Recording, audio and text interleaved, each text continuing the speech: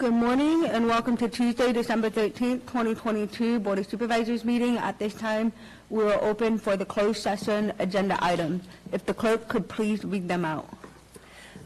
Item 1, pursuant to Government Code 54957.6, conference with county designated labor negotiators Judy Hawkins and Craig Pedro regarding the following employee organizations: Sheriff's Management Unit, Calaveras County Public Safety Employees Association, Deputy Sheriff's Association, Calaveras Management Union, Calaveras Supervisors Union. Item 2, pursuant to Government Code 54957B, consider the disability retirement of a safety employee supervising deputy probation officer. And with that, are there any public comments on the closed session agenda items? One or two? None online. There's none online? Okay. Are there any public comment on the closed session agenda items? Seeing none in the room, we will convene in the closed session and we'll be back here at 9 o'clock. Thank you.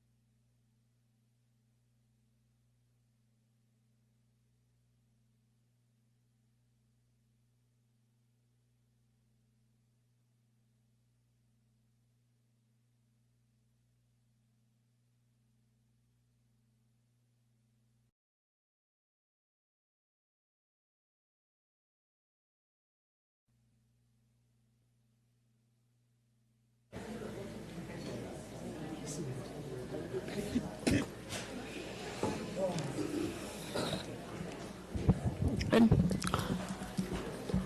Good morning, everyone, and welcome to the December 13th, 2022 Board of Supervisors meeting. If you could please stand for the pledge.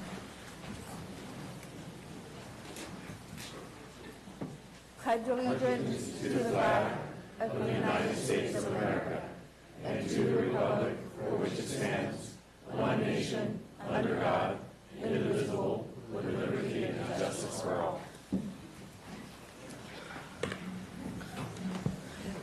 Earlier this morning, we went into closed session. At this time, I will have the clerk read out. Item 1, pursuant to Government Code 54957.6, conference with county designated labor negotiators Judy Hawkins and Craig Pedro regarding the following employee organizations: Sheriff's Management Unit, Calaveras County Public Safety Employees Association, Deputy Sheriff's Association, Calaveras Management Union, Calaveras Supervisors Union. Board action, no reportable action. Item 2, pursuant to Government Code 54957B, consider disability retirement of a safety employee, supervising deputy probation officer. Board action, no reportable action taken. Next, we have staff announcement, and I'm going to start with in the room. Are there any staff announcements for anyone in the room? No one? Do we have any? Okay, that's what I thought. Hi, Wendy. We are here today just to provide the announcement, good morning board and Madam Chair, sorry, on our grant that we were awarded for the behavioral health new building. And I brought you guys kind of a proposed site with it that you can review. And we were granted $22.6 million in award for our new structure. And I wanted to thank all of the people who helped me get this grant application in, including the probation department. Sam wrote us a letter.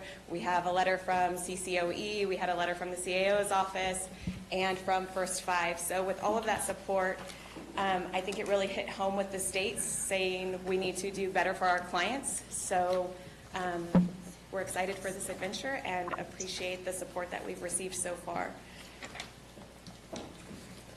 Any questions? Any questions?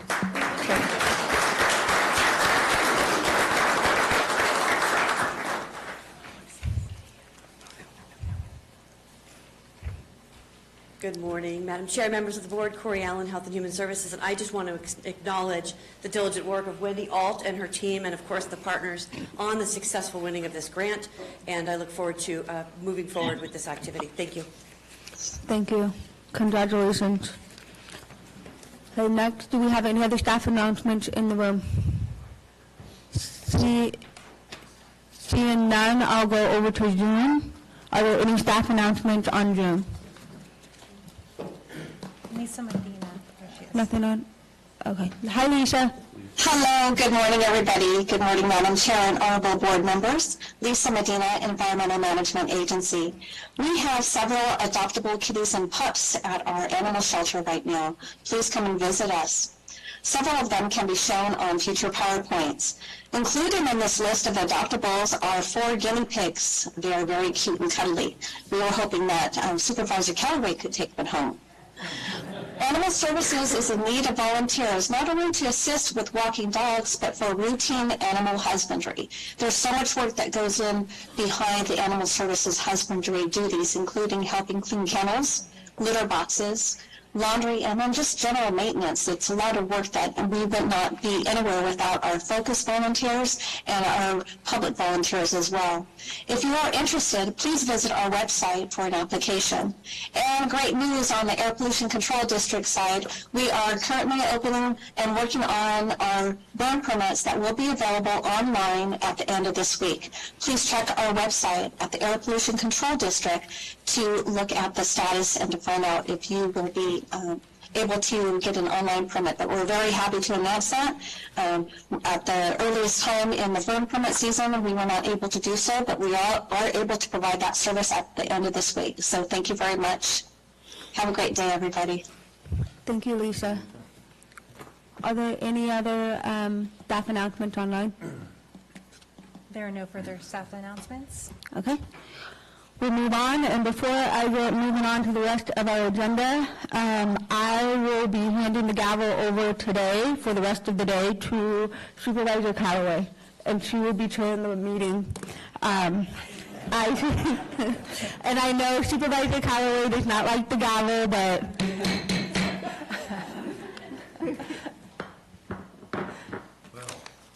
It's not my name, I can't. Marita, I have yours. I have yours at my desk. Amanda, why you arming next to me? Next to Jack. you got to put your mic on. Last time I get to say that, Ms. Callaway. Meeting's still early. It's still early. So it is Chair Callaway today. Does that mean?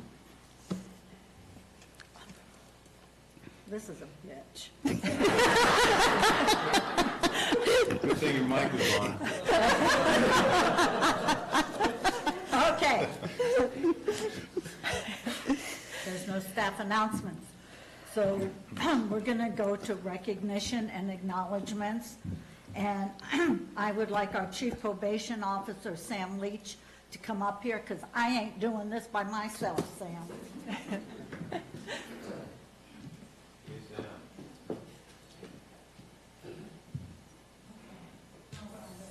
We have to talk after I do. You have to then, I understand. We look like we're dying.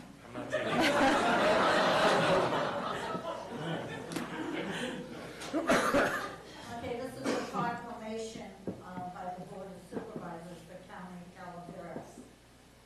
And I am going to tell you right now, I do not keep saying the County of Calaveras, Calaveras County. As many of you don't know, we are in a county named Calaveras. I know, sorry, Council. Okay, well, Samuel Leach has served with excellence for more than 8 years as the Chief Probation Officer of Calaveras.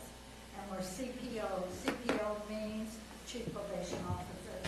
He was able to increase staffing from 7 deputy probation officers to 12 deputy probation officers, 2 supervising deputy probation officers, and an assistant chief. Who in the hell was watching your budget? You have a job, Tuffanelli. Whereas he developed a use of force policy, I love that word, that allowed the county's probation officers to become armed. Whereas CPO Leach has dedicated his tenure to making the probation department physically and operationally stable, working collaboratively with various county departments, local law enforcement agencies, and all the while faithfully serving and supporting Calaveras County Superior Court. Now, the Superior Court reports to the state. It just happens to be located in the county, so just education. Whereas he's an example of impeccable ethics and integrity based on his commitment to probation's mission to prevent and divert individuals from criminal justice system by working with adult and juvenile offenders, their families, to foster positive change and offer a second chance. And where Sam has an outstanding reputation as a tireless and dedicated leader, maintaining grace under pressure, okay, just wanted to double check, and demonstrating a mature judgment. He served as the interim Health and Human Service Director during the COVID pandemic. I think he ate a lot of gummy bears there too, ensuring that vaccinations and other key resources were made available to Calaveras County residents. His work with Health and Human Services and the Sheriff's Department brought national recognition to Calaveras through the Stepping Up program, which aimed to reduce the number of mentally ill individuals in the jail. You did an awesome job in Health and Human Services. Thank you. during a very difficult time. Whereas CPO Leach ensured officers were well-trained in evidence-based practices, motivational interviewing, case planning, and the ever-evolving laws and case law affecting probation, provided training to other probation departments throughout the state of California, and presented at the International Probation and Parole Association Conference in Japan. Did we pay for that, or did they? Oh, we did. Oh, better yet. Okay. Is there anybody who has any comments they would like to make while I butchered this proclamation and you can rescue me? No? Yes? Go, oh, here, Marty, go ahead. I just have to say, thank you. You know, when you've got a resume like that in this county that is so extensive, that is so, touches every single thing, the only words that come to mind are thank you. So I remember when you were with Health and Human Services. I remember bending your ear. But anyway, thank you so much. Thank you, Marty.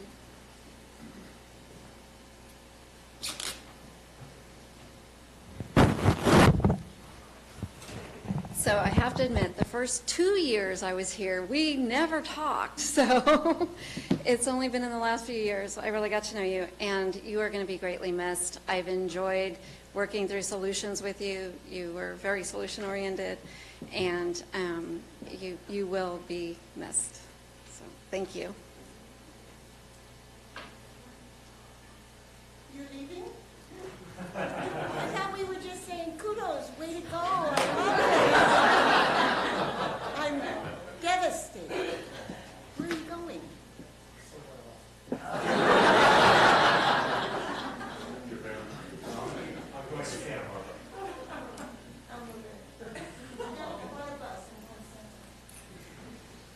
So, CPO Leach.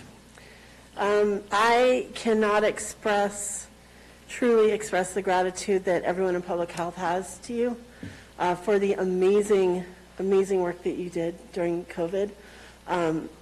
You were not just a leader, you were a partner. You were somebody who came to us during our time of need, and that's saying something. And you helped to get us through one of the most difficult things any of us have ever been through. So thank you from the bottom of my heart. Also, thank you for always being a willing collaborator with public health and just for the amazing work that you've done. You are going to be missed. So thank you.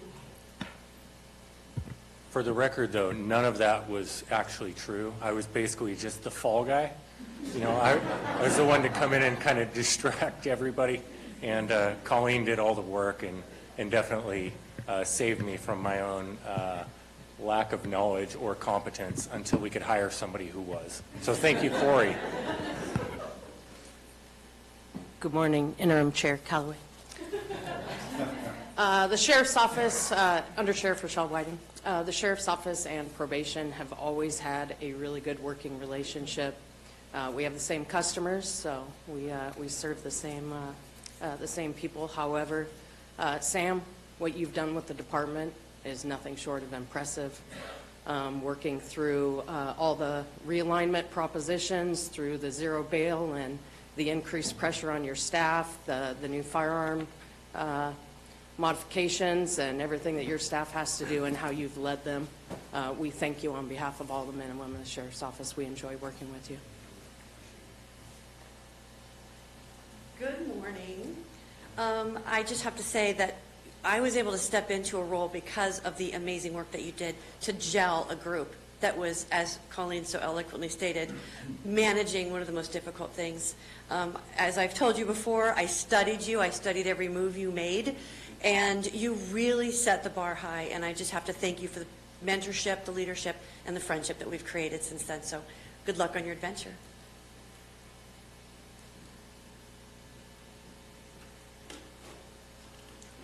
Good morning. Barbara Uke, District Attorney. Thank you, Sam, for everything. I just want to echo all the comments that were just made. And Marita told me, don't say something serious, say something funny. And so I've been sitting back there thinking, oh my gosh, you know, you've been such a, so much fun to work with over the last few years, and I'm trying to count how many CPOs I've worked with, and it's more than one hand. And unfortunately, most of all the fun moments and all the humor you've shared with me is stuff that I really can't say in public. So, you know, so I'm sorry, Rita, you know. So whenever Sam calls or texts or emails, I never know what it's going to be. Sometimes it's really, really bad news, some change in the law or some burden that probation's going to have that's going to trickle up to my office and kind of make us adjust to what we're doing. But a lot of times it was just something hilarious, some experience, some story. But even when it was bad news, Sam would always try to find some silver lining. So I appreciate everything you've done with probation. You know, on behalf of my office and my staff, we've enjoyed working with you and watching what you've done with probation. I am, too, going to look at how he's managed to increase his staffing so much, so quietly. But we're going to miss you. We're going to miss working with you. I hope that the next chief is up to the task. She definitely has some big shoes to fill, and that's, you know, not just because of, you know, the physical shoes, because I'm sure there's a very big difference. But we are going to miss you, and thank you for everything you've done since you've been here. Thanks what you've brought to our community. You know, having your family here. We're going to miss seeing you guys around, and I'm going to miss your contribution. Good luck, and don't be a stranger.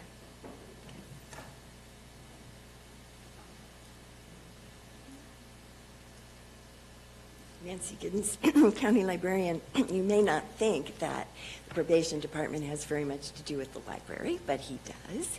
And from the first that I came in contact with Sam, well, you may notice, the one thing that's noticeable about him is that he's very tall.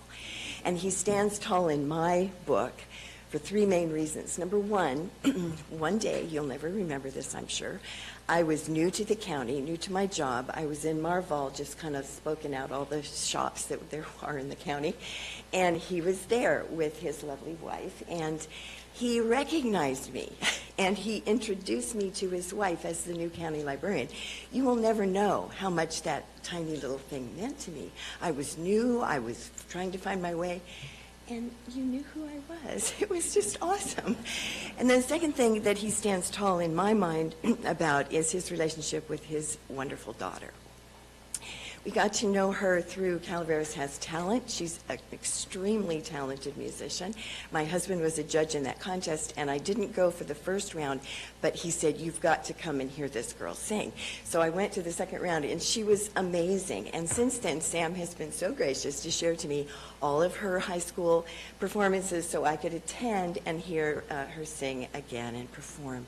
So I really applaud men who are wonderful fathers to daughters. I just think that's so important. And I will always remember that and value that. And then thirdly, of course, it's the support he's given to our literacy division in the library. Phil Gutierrez, the head of the division, is here today, and he's just been completely supportive. And of the whole library function. I mean, anytime I had a question, I knew Sam would give me a straight answer. Should we do this? Should we do that? He always was clear with me. We didn't always agree, but he was always clear and always kind. And so, yes, tall man, you will always be tall in my books, and I personally will miss you very much. Is there anyone online? Sheriff, there he is. Hey, I'm just trying to get over the tail end of pneumonia. Otherwise, I would have loved to have been there to see you, Sam. I just want to say, I know Rochelle's already said a lot, but I can't thank you enough for what you've done for the sheriff's office and what you've done for probation, what you've done for your DPOs and everybody that's underneath your thumb. I know you took on a lot when you went over to Health and Human Services. We had two conversations about that. I think you're a fantastic person, and your heart is definitely in the right place. And for probation and the sheriff's office to get along as well as we did, I think shows testament to your ability to work with us and our ability to work with you. Good luck in your new adventure, and I know you'll be doing a great job wherever you are, and it's been an honor and a privilege to work with you. So enjoy yourself. Thank you. Thank you, Sheriff. I can't look at him, so I'll cry. So, I've known Sam probably since I was 18, I think. Not on probation. I was not. Family maybe, but not me. Anyways, Sam had interviewed me for my first big girl job. I wasn't quite graduated yet, but he was part of that interview, and I'm still embarrassed to this day about that. But throughout the years, when I did get hired at probation, Sam was always that probation officer that everybody looked up to, that they wanted to be like. Thank you.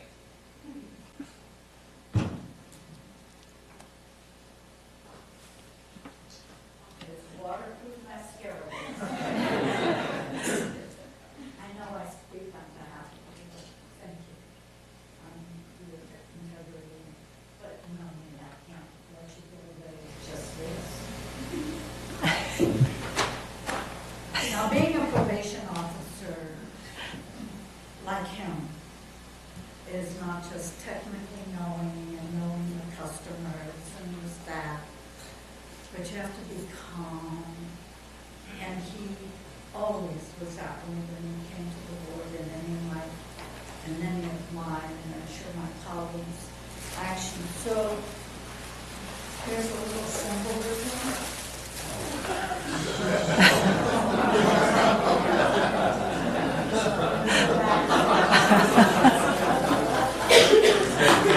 Don't make me use my probation officer voice.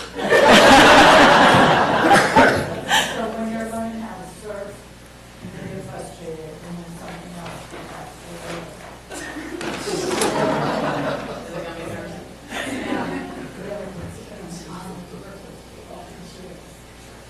I hope I don't have to declare this on my 700.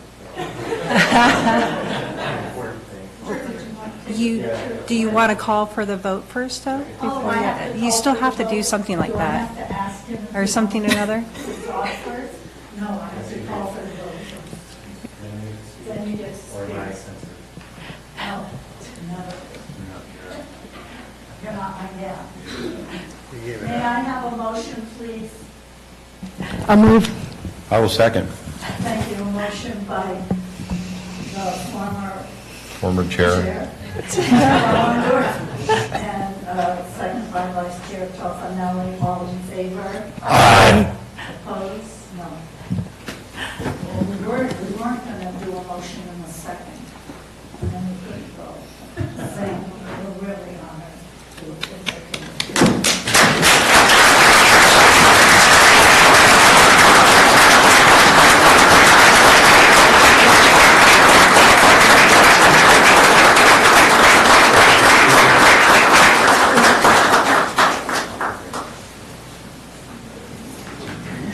He's going to speak first.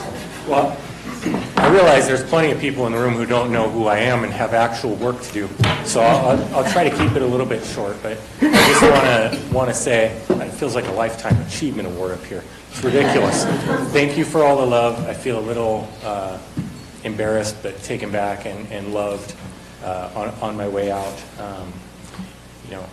Everything is impermanent. I remind myself every morning, of the impermanence of life and just the beautiful adventure I got to have here, coming in the door with, people like Benny Leha and Ryan Miller and Kim Craddock and Tara Johnson, who were here when I got here. And the rest of the officers for the department have been hired since I got here. I think we're at a great place now where those folks are perfectly fine without me. It's a great department. There's great people working there from top to bottom, and they're going to carry on. The only permanent thing that comes with me is my wife, Rachel, and Rach, I love you, and appreciate all the support you gave me here. It was a lot. A lot to take on. My daughter, Sammy, also. And for all of you department heads that said something nice to me and the county workforce and all of you guys at HHS too, special place in my heart. It was only 4.5 months, but man, it felt like 46 years. Yeah. Just to appreciate just all of the kind of unsung heroes over there. You know, Mike's sitting here, there, Sarah. I mean, some of you guys have given me more behind the scenes support that nobody who's never done this kind of work doesn't understand. Judy, Barbara and Rick have been absolutely incredible to me. You know, they could run me out of town any given Tuesday. So, you know, the fact that they trusted me and we're such great partners personally and professionally has just meant, you know, more than I could ever articulate. So to the County of Calaveras and everybody who lives here, it's been my honor to represent you, and just appreciate the love you showed me today. It means a lot, and it'll be a good lasting memory for me to walk away with. And thank you to the board as well. I mean, we've spent a lot of time together, some good, some bad. For the record, to clarify on the budget,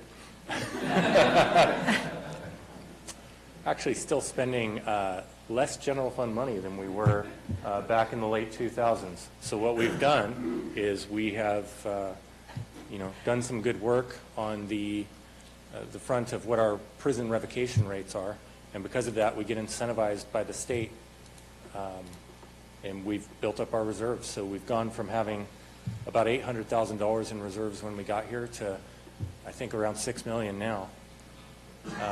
And that gets us through the rough times. But it also means that I don't have to come to the county and ask you guys for money around every corner. So we're proud of the work we've done here, and it's not because of any, you know, amazing magic we did. It's because of, you know, people like Lindy and Savannah and Kelly and Jeanette and just some of the officers I didn't name that are in this room, Haley. You know, these guys have bought into the vision of, yes, we hold people accountable, but we're mostly focused on how we create opportunities for people and how we help them move forward in life. And it's the balance between those two things and the difficulties of harmonizing those opposing truths, of keeping the community safe while also, you know, helping people grow and change, and people that not everybody can stand to work with. And that's the beauty of what we do. That's why I'm forever a fan of all of you that still do real work, unlike myself, because it's not something everybody can do. And I wish you guys all the best. I love you, and you guys are a part of me walking away from here. So thank you.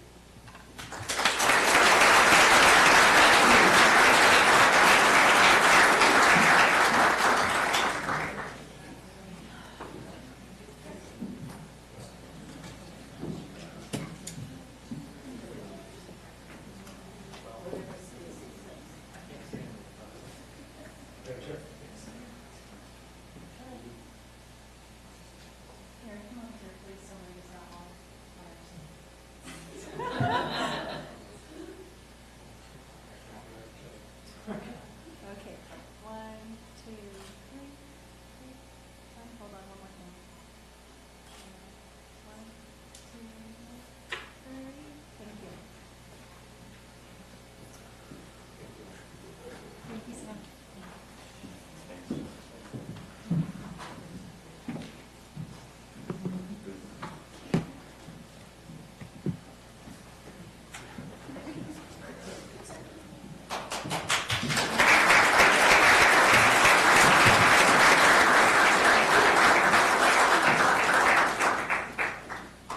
I'd like to move to public comments. If anyone has anything they'd like to say that is not on the agenda and is under the purview of the board, please come up now. You have 3 minutes, and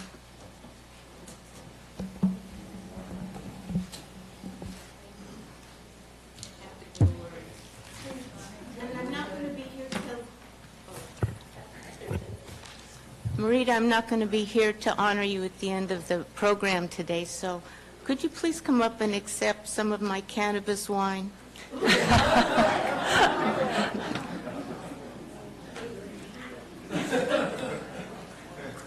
And I have a little bud for you, too. I'm just kidding. And for the holidays, for you to distribute. Yes. And a challenge. All all these years and working with you, like when you came up and you started talking about proctology or whatever you said. Oh, yeah. Well, I just want to say, Marita, we usually thank people for their service. I want to thank you for your sacrifice, because I know all of you give up a lot, and we don't always appreciate it, but we appreciate you. Thank you, darling.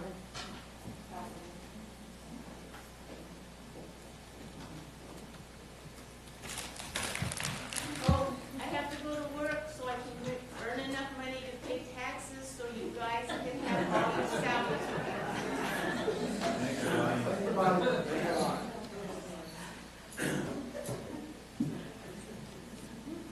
Just got a couple things to clarify. Number one, this agenda does not say that Sam is leaving. So does that invalidate it? You're using your 3 minutes, Marty. I know. I don't have much to say. I just want to say that it doesn't say that he's leaving, so I think it invalidates it. Anyway, and then also, with regard to what Bonnie alluded to with she gave us a lot of history lessons and a lot of demonstrations over the year, including the proctology one, with the corn cobs and stuff. And I told her, I said, Bon, that didn't she goes, it seemed funnier before I got started, but I didn't know how to get out of it. So anyway, it's been a real ride with Bonnie and everybody, and I see Al's here today. I haven't been back in quite a while, but it feels like old home to me here, because for 25 years, every single board meeting, and every board packet. So thank you, Marita. And I want to ditto what Bonnie said about your sacrifice. And you were every single meeting and in between totally prepared. Makes all the difference in the world. Thank you.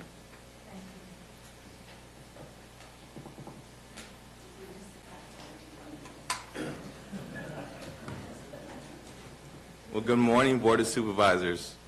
What a wonderful morning to drop in the county of Calaveras. I expect to see all these people here in presentations. Wonderful.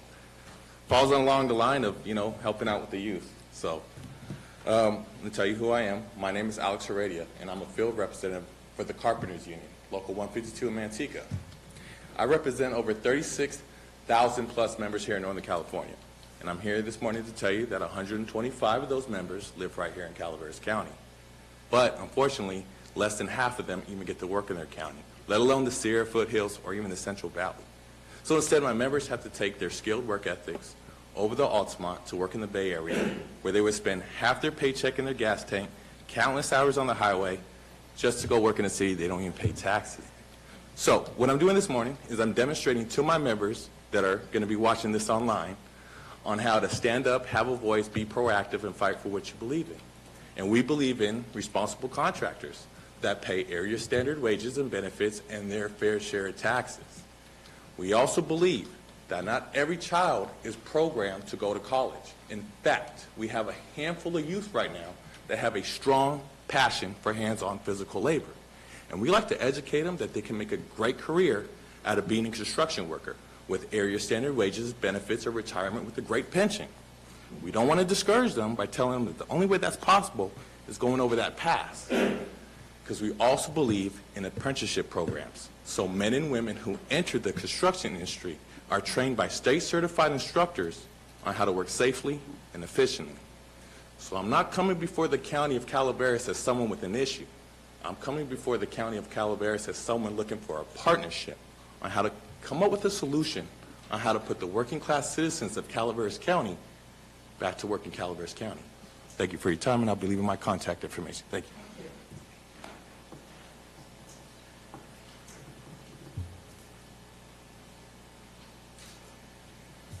Good morning, members of the board. My name is Mitchell Vinciguerra, and I'm a fourth-generation resident of Amador County. I'm a millwright by trade, and have been a member of the United Brotherhood of Carpenters for 10 years. Currently, I'm also a field representative of Local 152 in Manteca. I started out as a laborer at the mill in Martel. I worked my way to a machine operator position, various forklift jobs, and was eventually accepted into the maintenance apprenticeship program. My training and education was 100% provided for, and I journeyed out of my apprenticeship in 2020. The Carpenters Union has provided my family an opportunity to purchase a home. It provides well enough that my wife does not need to work and we can live comfortably on one income, and one day I'll be able to retire with dignity. I hope we can provide apprenticeship opportunities for others in our community. Because of increased wages and lack of student debt, construction apprenticeships can be a better option for many young people than the traditional undergraduate program. Construction apprenticeship programs are a proven escalator to the middle class, training tens of thousands of California residents every year at no cost to taxpayers. As more and more construction workers are forced into mega commutes, local hire policies can help bring stability to families and the community, ensuring workers can spend time with their families and participate in civic and community life instead of spending 4 hours per day in traffic. Local hire also helps to ensure that money generated by new development stays in our community in the form of sales tax and property tax revenues. I hope you agree we should all strive to make sure we have responsible contractors in our area, contractors who pay area standard wages so the workers can afford to live in the communities they build.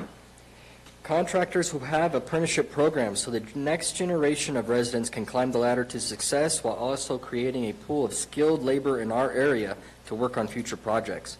Contractors who provide their employees with health care benefits so our families, friends, and neighbors who work in the trades are not reliant on emergency rooms, taxing an already overburdened medical system in our community. And lastly, contractors who pay their fair share of taxes and don't cheat the system. Thank you for your time and consideration. I look forward to having a meaningful conversation with each of you on how we can improve our community for everybody. Thank you. Good morning. I'm Debbie Beaufort. I'm the chair of Focus. Sorry. Today I'm here to thank everybody, a whole bunch, for signing the RFQ for a new shelter. Bonnie, this isn't on the agenda yet. Did you want to, we haven't come to that item? We You just want to say want to thank- make sure that we do? Yes. Got we're it, I got it. We're here. We're watching. That's all right, hey. We know you've you're, got me. we know I you're vote. splitting after all your work. But my second thank you is to Supervisor Follendorf and Callaway for donating money to Focus. And we had a huge, big party for all the supervisors. The supervisors, we should have had, I guess. No, for the volunteers. That's the first big volunteer party ever in the 20 years I've been volunteering at this shelter. And then my last thank you is to Marita Callaway for her entire life on the board in supporting the shelter and supporting the idea of a new shelter. And I'm absolutely thrilled to death that she gets to see it happening before she leaves. And maybe we should consider calling it the Marita Callaway Shelter. So think about that, people. She has worked tirelessly. So thank you very, very much. This is not just from me personally, but from all of Focus and all the volunteers that are up there walking dogs right now. So Well, they could bring the dogs in the room. Do you know? Do you remember when I brought Dixie in the room? Yes. Yes. Dixie the Dalmatian. Yes. Remember? I don't know if The Jerry- dogs are all huge. All the dogs. We've been full. The shelter has been full since January 1 of this year. We have been totally full, and they're all big dogs. Right now we have 6 huskies. We've had 6 huskies, I think, almost all year. Luckily, Sarah came by and got a dog from us, so she helped. But I think I saw Lisa Medina in the room. She's good at adopting dogs. Our council's good at adopting dogs. yes, everybody. No, thank you very, very much, Thank you. Rita, and good luck. Thank you. Are there any other public comments? Yes. Good morning, Chair people. Terry Strange. Marita, thank you for your service to the board and the county. Congratulations. Sam, thank you so much for everything you've done for the county, and good luck in your future. It was enjoyable back in the youth basketball days watching your daughter and my daughter play together, and the relationship that they've built is really special. That's true, and much taller, for sure. I'm here today to kind of plant a seed in relationship to opportunities within the cannabis tourism opportunity. And when I speak of that, I'm not trying to, or to let you know anyway, I've been working with Planning Director Elliott, a little bit of the CAO, and the intent is to provide a study session to the board so that you understand the opportunities that is up and coming within the cannabis industry. We're not trying to reinvent the wheel. We're trying to mimic and copy other programs in other counties within the state. But in particular, I've been working with a couple of other cultivators, and what personally we're trying to do is enhance the kind of value-added opportunities. If we don't do something with the cannabis industry in this county, there'll be very little left. And I notice on the consent agenda, the continued reduction of the sales tax, or the property tax, grow tax, is very much appreciated. But at the same time, you will see this year a continued number of farms that pull out of the industry based upon economic challenges. Those challenges throughout this state is significant. And so I feel like the industry locally, if we are to keep it moving forward, we're going to need some help. And the cannabis tourism, canna tourism, is one of the significant opportunities to increase value. Not only that, but also increase TOT revenues to the county and many other opportunities. So we're looking basically like, allowing farm tours, farm stays and things like that are focused on education. Me personally, my intent is to develop a cannabis education and tasting facility to educate those folks that currently have commitment or are from therapeutics or pain relief, the opioids, the alcohol. I really want to focus on the benefits of medicinal cannabis. So we're hoping to get a study session planned here real soon, and with your support, Director Elliott will be able to lead that effort, and I think we can really go a long way. Thank you. Thank you. Thank you, Terry.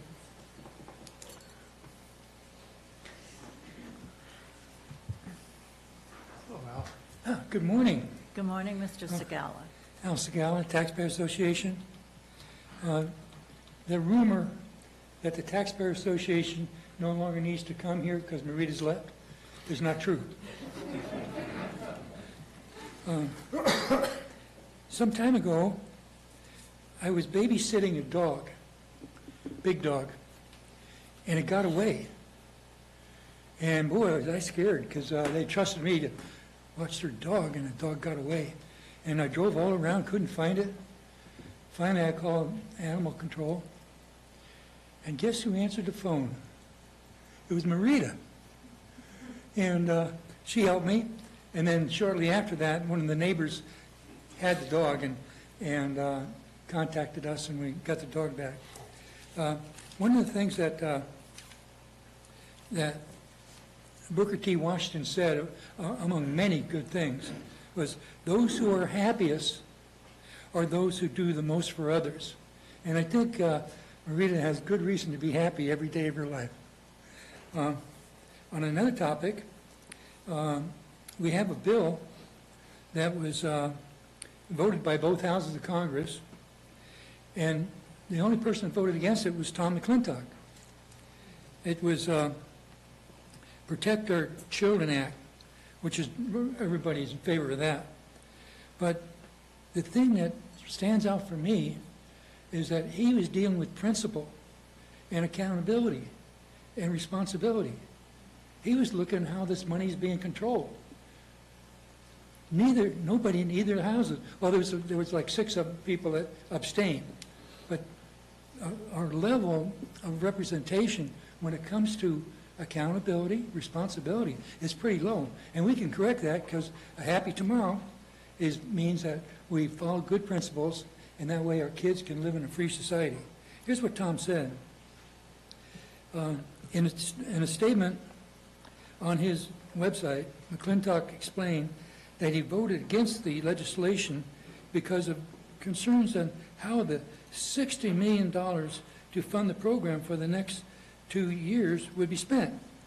Although the cause is vitally important, as with most grant programs, there is no independent audit of the effectiveness. My observation is that much grant money disappears into the salaries of various groups and agencies who will write glowing reports of their work and apply for more grants next year.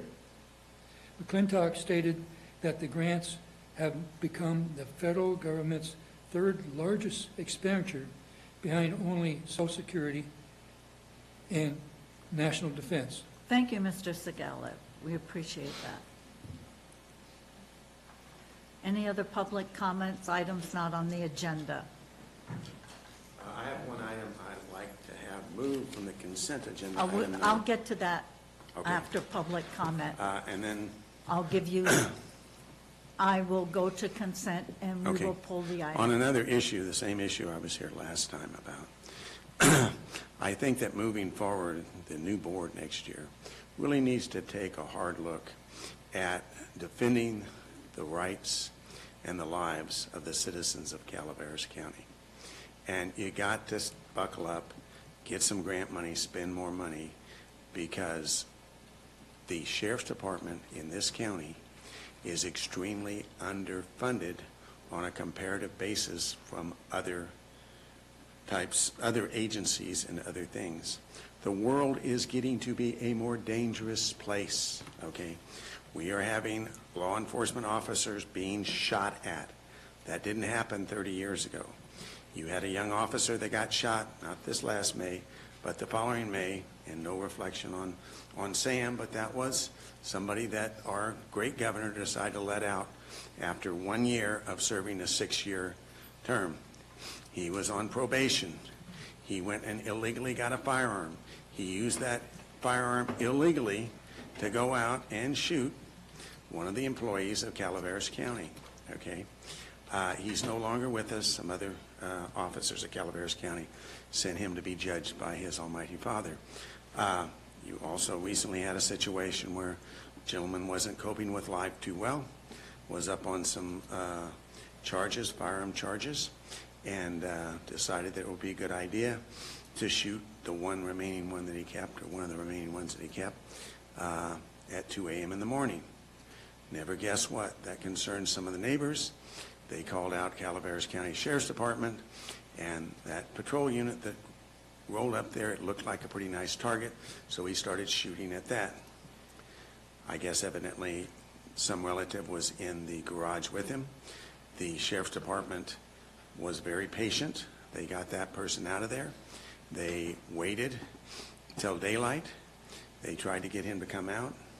He had a option on his Glock handgun, evidently, that he used to fire more rapidly.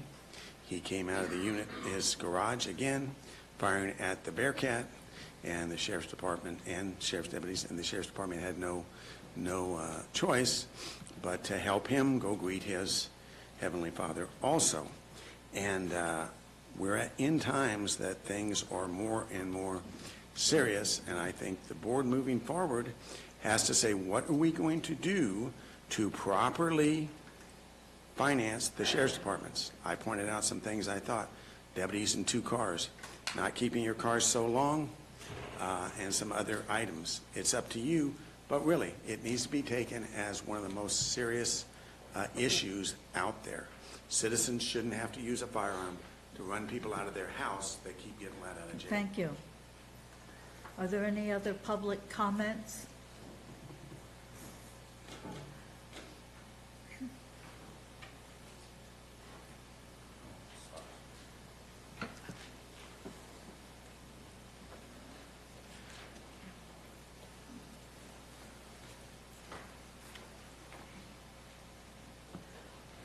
Seeing no public comments in the room, are there any public comments online? There are no online public comments. Okay, thank you. I'll close public comments and move to the consent agenda. These items are normally routine, non-controversial. They'll be acted on on one motion unless a member of the board, staff, or public would like to pull an item. Any member of the board like to pull a consent agenda item? Any staff member like to pull a consent agenda item? Any member of the public? Which item would you like to pull? 15. Okay, thank you. Is there anyone online who would like to pull or discuss the consent? There are no online requests. Okay. May I have a motion, please, on the balance of consent agenda? So moved, Madam Chair. Motion by Supervisor Stopper. I'll second. Second by Supervisor Tuffanelli. All in favor? Aye. Passes on a 5-0 vote of the board. Item 15. Yes. Yeah, come on up. Yes, please. Thank you.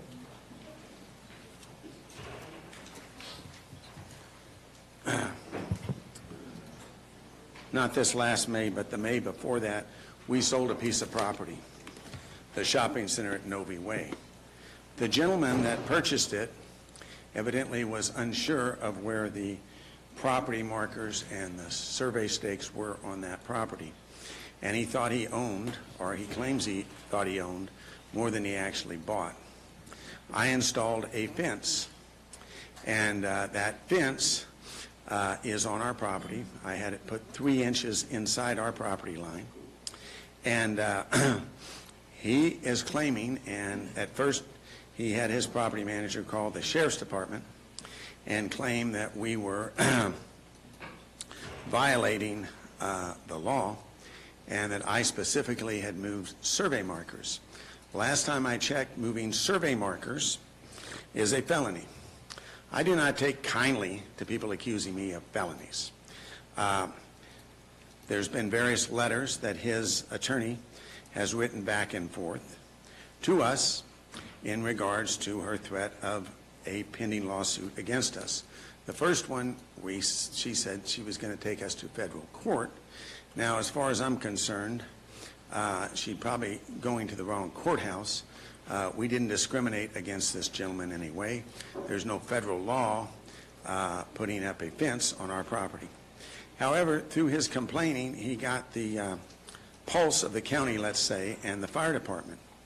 And somebody is believing that there's something called a fire equipment apparatus easement in the area where our fence is. Okay.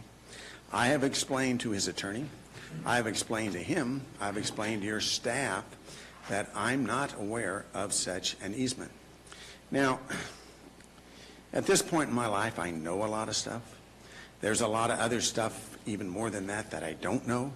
And unfortunately, I can speak as eloquently about the stuff I don't know as the stuff I know. And of late, I have trouble separating what I do know and don't know. Anyway, but I'm pretty sure that no easement exists. I have requested his attorney to send me a copy of the easement. Recently wrote a letter to the fire department saying, send me a copy of the easement. They haven't. Instead, they're moving ahead, your staff is moving ahead with trying to destroy our property by tearing down our fence. I will give you each a copy of my latest letter to his attorney so that you understand real clearly my position. We're not giving away any free property. You bought what you bought. You didn't buy something else. I've written the fire department and said, hey, if I'm wrong, send me a copy of the easement, send me a copy of the map that leads you to believe that there is a fire equipment access road in this location. There is not. Novi Plaza. Mr. Myers? Yes. Your time is up. Okay. Please. Here, you can pass that out. There's not all my documentation, but just the latest letter I wrote to his attorney. Okay. My goal is to try to keep. Thank you. Mr. Oliver, is there anything that you would like to say before the board decides on any action they wish to take? Yes, thank you, currently, Madam Chair. Doug Oliver, Chief Building Official. We agree with Mr. Myers on his points. His citation is not for any of those items. Now, the fire apparatus access road that is cited, is in no relation to any civil agreements or purchase agreements or any legal right-of-ways or easements on the property. Now, fire apparatus access road is a built structure.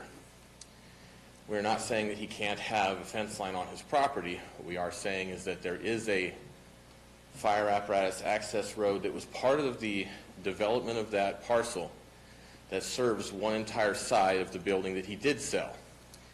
The current owners have several tenants in this building, and in reviewing the site conditions with the fire department, the fire apparatus access road on the opposite side of the building only serves half of that structure because the rear roadway is not wide enough with the parking and other obstructions to allow a fire engine to reach the other side of the building. Therefore, the paved structure that is a roadway on the site in question has to serve as the fire apparatus access road in order for a fire engine or other equipment or personnel to access half of the rear of the building, serving multiple suites, including access to the propane system and access to other services. Because this is a fire code, and at one time it was not obstructed, it was not a violation, because the fence was put there, while technically legal to put a fence on his property line, it does violate the fire code. It does prevent access of a fire engine from safely accessing without becoming damaged due to fire. And in doing so, half of those tenants are now in a structure that is technically unsafe. Now, in conjunction or in cooperation with the fire department, it was determined that we were not going to vacate the structure, but this is a significant hazard because there is no way to fight that fire without causing injury to personnel or damage to equipment on that side of the building. Considering the propane system is located there, that increases the risk of explosion or further fire or damage to other structures or continuing that fire to pursue throughout the rest of the building. So that is the context of this. Now, I will say that this, he was provided an opportunity to appeal on his citation. Prior to that, we did meet when he originally got the notice. He asked what the fire apparatus access road was. I met with him and our code compliance officer that is in charge of that case. I provided him copies of the fire code. We tried to explain that this was the matter, had nothing to do with easements. He said he would think about it and he would respond. He did not appeal. So he doesn't have any administrative rights currently. So our staff is recommending that you vote to authorize staff to abate and fine if this structure is not removed, being the fence line. Sorry. Questions? Okay, thank you. Are there any questions from the board on this item? So you did meet with Guy and you went over it, and this is prior to the issue of the citation? It was in response to the citation. So it was in his response to the citation, so he'd already been cited? Yes. And so you met with him and you told him he had a certain amount of time to appeal, whatever that was, 30 days or whatever it is to appeal? I don't believe we discussed the appeal at that meeting, but it is on the notice that he had 15 days to appeal. He had 15 days to appeal, and Yes, there was we discussed the matter of the fire access. And there was no appeal.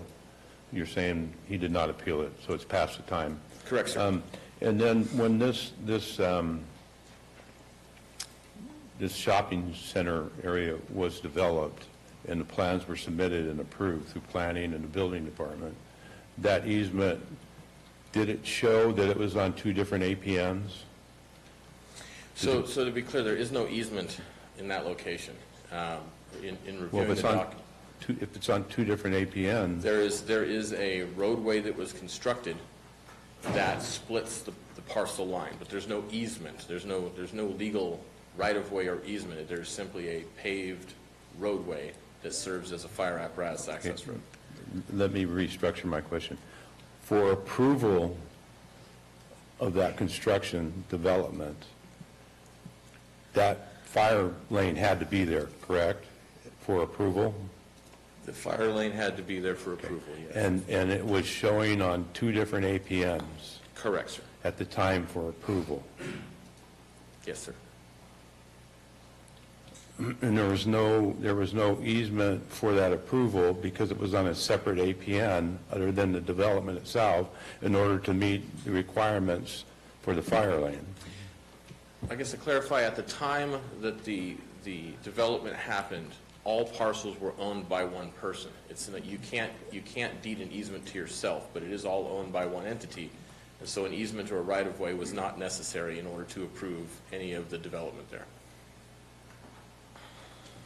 Okay, I just being the center of 2 APMs, we have another situation in a different area in the county going on right now because of a building issue permits on 2 different APNs, even though they're owned by the same person. Here, now we have a situation where it was sold, and now it isn't owned, the whole thing isn't owned by 2 different people. Correct. So, just going forward, I think maybe if this situation happens again when it goes through planning or building, that we do something that shows that there's 2 different APMs, even though they're owned by one person, because at any time they could sell the different lot, and then we end up in a different situation, like we're. Agreed, sir. And in fact, we've between the planning director and myself, we've talked about making sure that there is a condition related to fire access whenever we see one on these types of projects, yes. Okay. All right, thank you. You're welcome. Are there any other questions or comments on this issue? Can I respond, or can you respond to some of the inaccuracy just mentioned? No, Mr. Myers, you had your opportunity. You had your opportunity at an appeal. You need to read carefully before you make this decision, the correspondence between your staff. Okay, I'm fine, thank you very much. Mr. Myers, thank you. Is there anything else? Mr. Oliver? We're being asked to abate the issue and assess a lien to recover costs. It's significant. That's not something we normally like to do. We don't have many of them, but that is the issue before us. You should be cautious about it. Is there a motion from the board to follow staff's recommendation? I will reluctantly move this item, and the reason I'm doing so is because of the safety issues that's brought up here. If there's a fire that happens there, we're putting people's lives, not only the property that they have investments in, but the lives of some people that could be in there and could have some danger to them. So based on that, I will move this item. Thank you. A motion by Supervisor Toffenelli. Is there a second? Just want to clarify one thing. Right now, there isn't a fine being implemented until the fence is taken down by the county in an abatement movement. Is that what you said? $625 on financing so far? There is a service fee that your board approved based on, and that is the amount that's current. We don't have a daily accrued penalty that has started yet. But if your board does vote on this, every day that it is still there would accrue $100 a day unless we abate it. And then what we would do is we would abate, we'd take out the fence line, then once that's done, we would serve the cost of that abatement to the owner in addition to the service fee. Right, all right. Okay, I hear it. I'll second it. Okay, and second by Supervisor Stopper. Are there any comments by the board on this? Supervisor Follendorf? All right. All in favor, say aye. Aye. Opposed? Passes on a 5-0 vote of the board. Thank you, Mr. Oliver. Okay, thanks for hearing me out. I will take the fence down. I will put up some other type of barrier to keep the other gentleman from using my property. You need to carefully read the correspondence between your staff and the other gentleman. You need to carefully read that. Okay, you need to read it. You need to read.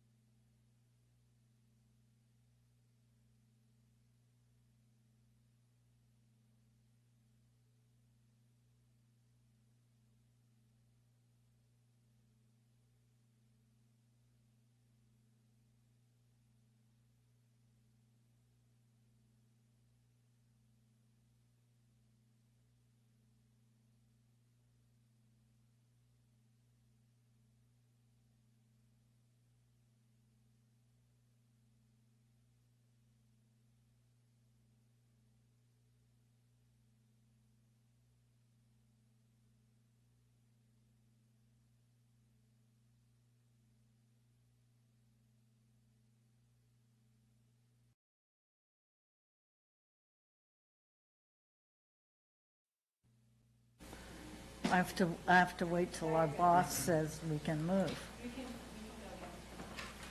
Okay. I'm going to use chair prerogative. I'm going to take item 28 and 29 and then go back to item 24, 25, et cetera. Item 28, Madam Clerk, thank you. Item 28, action item from the Administrative Office. 1, adopt a request for qualifications 22-1040-10-9006 for the agricultural and engineering services for the Calaveras County Animal Shelter. 2, authorize the purchasing agent to incorporate any minor edits to the request for qualifications. And 3, authorize the purchasing agent to solicit qualifications for agricultural and engineering services. I just need to start out with the public comment. I was not leaving this board until this item came before my colleagues. And I can now leave smiling. I am so excited about this, but, you know, we're not supposed to say how we're going to vote till after it's over, but this vote's been 30 years in the making, so. Mr. CEO. Just seeing if someone wanted to get up, and I'm getting the look. Yeah. I want the person that did all the hard work on this present this item for you. Thank you, Jamie. Jamie, would you like to come here? No. Thanks. I'm not really sure what to say other than there was a lot of hard work and a lot of support that went into this document, and we are really excited to get this project moving forward, and it's just the next step in getting a brand new building for our animals. Thank you. Yeah. Oh, did the board have any questions or comments? Update. I've got a bunch of questions I want to ask about this. Maria. Yeah, well, give it a rest. Okay, fine. Are there any public comments on this item?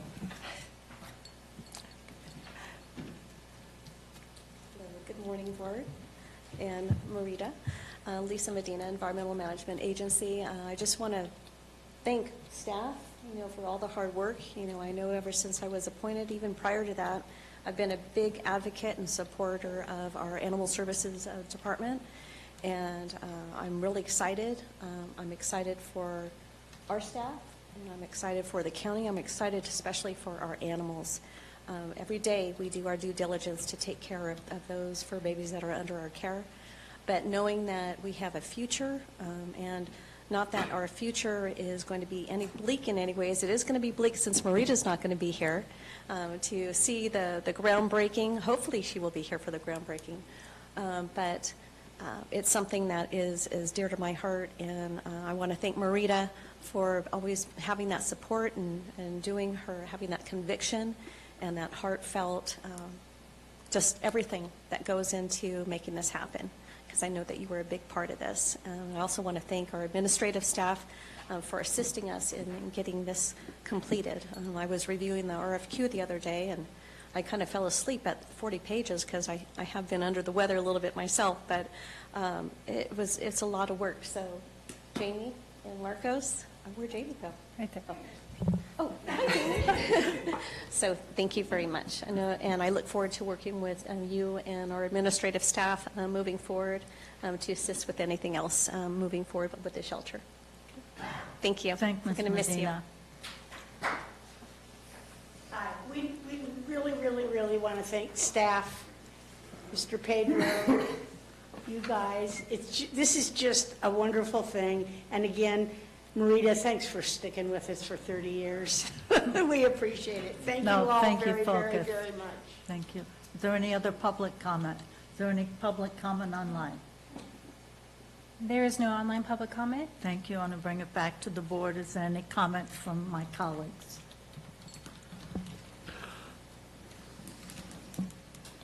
Mr. Stopper, you are at a loss for words.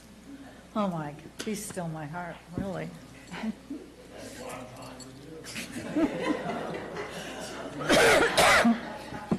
Madam Chair, I would like to move this item. Thank you, Mr. Tuffanelli. A motion by Supervisor Tuffanelli, Second. second by Supervisor Stopper. I'm going to do a roll call vote on this. Is that important?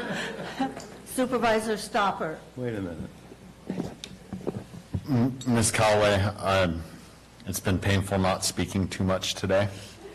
And, you know, with a roll call vote, we need to justify our vote. And I think you said everything we need to say over the years to justify this vote. Aye. Supervisor Tuffanelli. Aye. Supervisor Follendorf. Aye. Supervisor Garamendi. Aye. And Supervisor Callaway, aye. Please let the record show there were 5 votes for this item. I just needed to make sure that next year at budget time you all remember. The next one. Barbara, I'll call for a roll call vote on this one, too. It shows you how. I'd like to move to item 29, please. Item 29, action item, Administrative Office. 1, adopt a request for qualifications, 22-1040-11-906 for agricultural and engineering services for the Calaveras County District Attorney Building. 2, authorize the purchasing agent to incorporate any minor edits to the request for qualifications, and 3, authorize the purchasing agent to solicit qualifications for agricultural and engineering services. Mr. Pedro. Okay, Madam Chair. Like the previous item, this is the first step in the process of construction of a critically needed building for the county. This, again, is just to issue a request for qualifications for an architect for this project. I do want to comment that, you know, once the architect gets through the first stage, goes through the architectural program and gets to a schematic level design, we'll have cost estimates, and then we can talk more about the refinement of our funding, our financing plan. But again, both of these projects are critically needed. You know, the animal shelter's been in the grand jury reports for years. And also our district attorney, I am amazed with her patience and diligence and how adept she's been at making her current facilities work for so long. And this project's sorely needed. Okay. Are there any questions of our Chief Executive Officer on this? Are there any public comments or staff comments on this?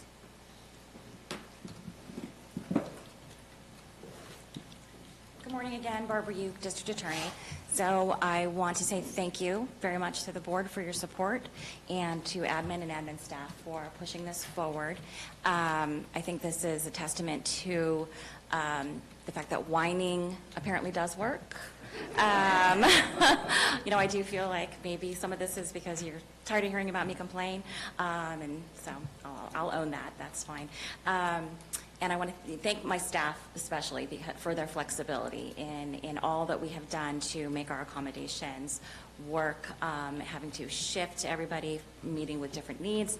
And I'm looking forward to working on this project. It's nice to be finally taking this first step. It has been a long time coming, so just thank you very much. Oh, and Marita, I want to officially invite you to our grand opening. We will have ice cream in the freezer for you. I'm in.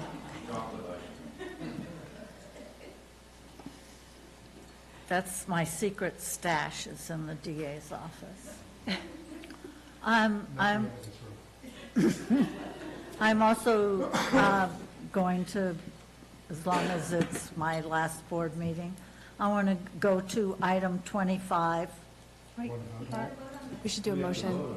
Oh, but Barbara didn't bring me any ice cream. So. Are we doing roll call on this, Supervisor Tuffanelli? Yes, I would ask for a roll call vote, Madam Chair. We'll do a roll call vote on this. We need a motion. I will, if you mind, Dang, if you don't it's been a mind. while. I'm a bit rusty. I'm sorry, Mr. Stopper.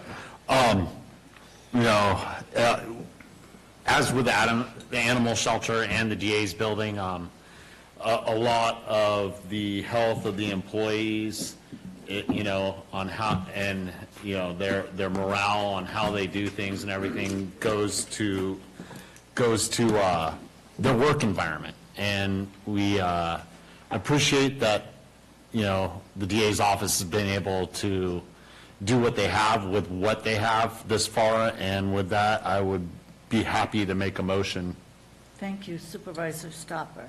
And the second, please. I will second that motion. Second by Supervisor Toffenelli. Roll call vote, please. Do you want to do it? No. No. I'll do it. That's a good answer. Supervisor Garamendi. Aye. Supervisor Fullendorf. Aye. Supervisor Toffenelli. Aye. Supervisor Stopper. Aye. And Supervisor Callaway, aye. Let the record show there were 5 votes for the DA's office. I am just trying to set you up for budget time, so there's a real commitment on behalf of this board. Thank you. Ms. Alt, do we need to take a recess for you? We're going to go to item 25. Chair, no, we have an online individual. Oh, Yes. all right. Got it. Thank you.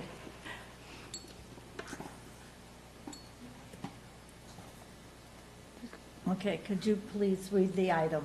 I'm sorry, 24 or 25? 25. 25, okay. Behavioral health. Okay, so item 25, informational item, behavioral health services, mental health program. Receive an informational update regarding Calaveras County mental health, clinical services, and potential facility partnership. Good morning, Good morning, Dr. Smart. Madam Chair, county supervisors, county staff. I think there's a PowerPoint that goes with this. We weren't, that's generally the office that shares that. I'm sorry. That's okay, we can do it without the PowerPoint. Never trust a PowerPoint. Do we want to Do you need get set to, up? do you want to take a couple Can of we minutes take a break? Because recess? we weren't made aware that we You know, were we supposed to share it. can really go. Staff has, yeah, but, We can go ahead. But we're not going to be able to show it for, I know, but staff was supposed to, Yes. the department was supposed to host it, not I clerk. understand. I'm Okay. just wondering if we should take a break if they do want to present it, that's all. Ms. Alt, would you Yes. like to, Why should don't we we just just take? move forward without All it? right, fine, thank you. Okay. Yeah, I'm not a big PowerPoint fan. anyway. That's fine with us. Thank you, So Dr. I'm Smart. Dr. Randy Smart. I'm the CEO of the Mark Twain Healthcare District. I'm here in concert with Ms. Alt. We are here to propose 2 projects, construction projects for behavioral health as a partnership. This isn't an action item for you, it's an informational item, and we intend to come back in January to make it an action item. About an hour and a half ago, Ms. Alt told you that she received $22 million in construction for behavioral health. These 2 projects are the next step, and we didn't choreograph this, it just all happened on the same day. So she received her $22 million for new construction. These are 2 new projects and 2 new applications, kind of within the same state funding stream. So what California did is last year they identified behavioral health as a big problem, and they commissioned a report. It's about a 250-page report. It's huge. It's really well done. It's online. And in that report, it just says counties like Calaveras are totally incapable of managing the demand for behavioral health. And a big reason for that is we don't have the physical capacity. So they actually funded, through legislation, $2.2 billion with a B. And within that $2.2 billion, they divided it into 5 rounds. And the round we're talking, the round she received yesterday was round 4.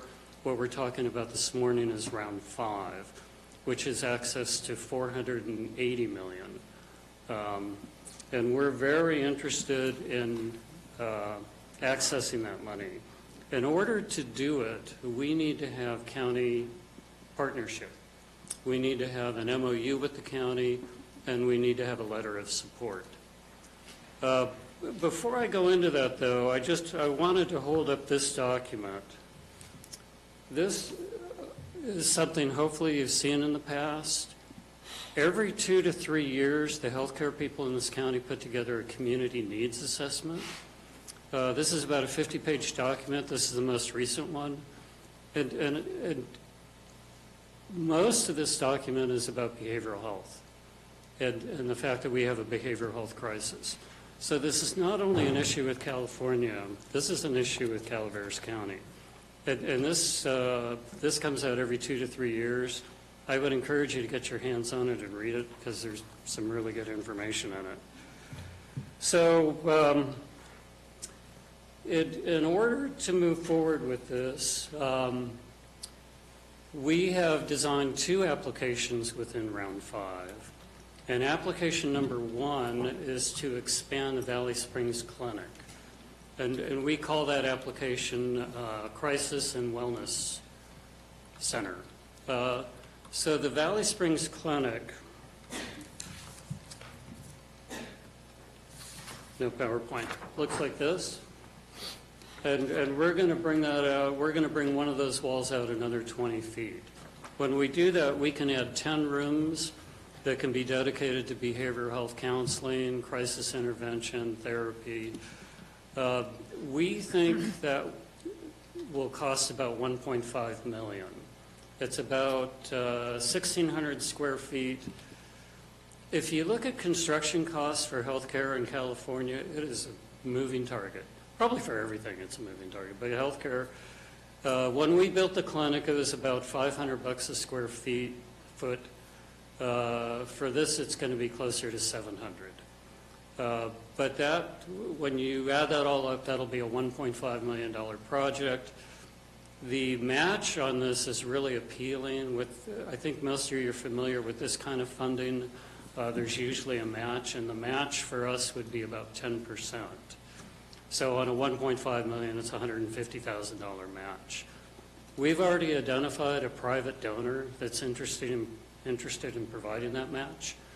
So that would kind of make it a no-cost project for both the county and the district. The money we get from California is not a loan. We don't pay that back. So they give us the $1.5 million, like the $22 million. We provide the match, which is through a private donor.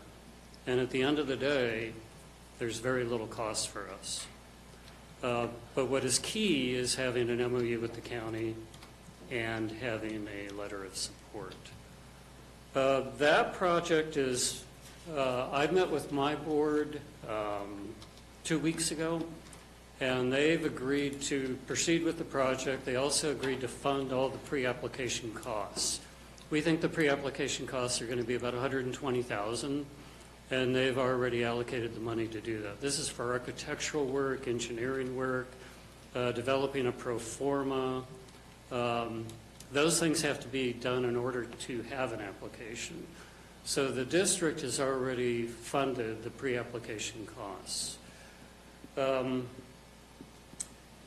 Project number 2 would be a new building entirely. It would be on the Valley Springs campus. I call it a campus because I think of it as a healthcare campus. But it would be a standalone building co-located with the clinic. That standalone building would be about 12,000 square feet. And the 12,000 square feet would be dedicated to crisis intervention and behavioral health intervention. So it would be really about preventing a lot of the mental health problems we see in this county, providing real-time crisis intervention, providing counseling, providing substance use therapy. So that building would serve as a center in the west end of the county in partnership with behavioral health to help people that need help.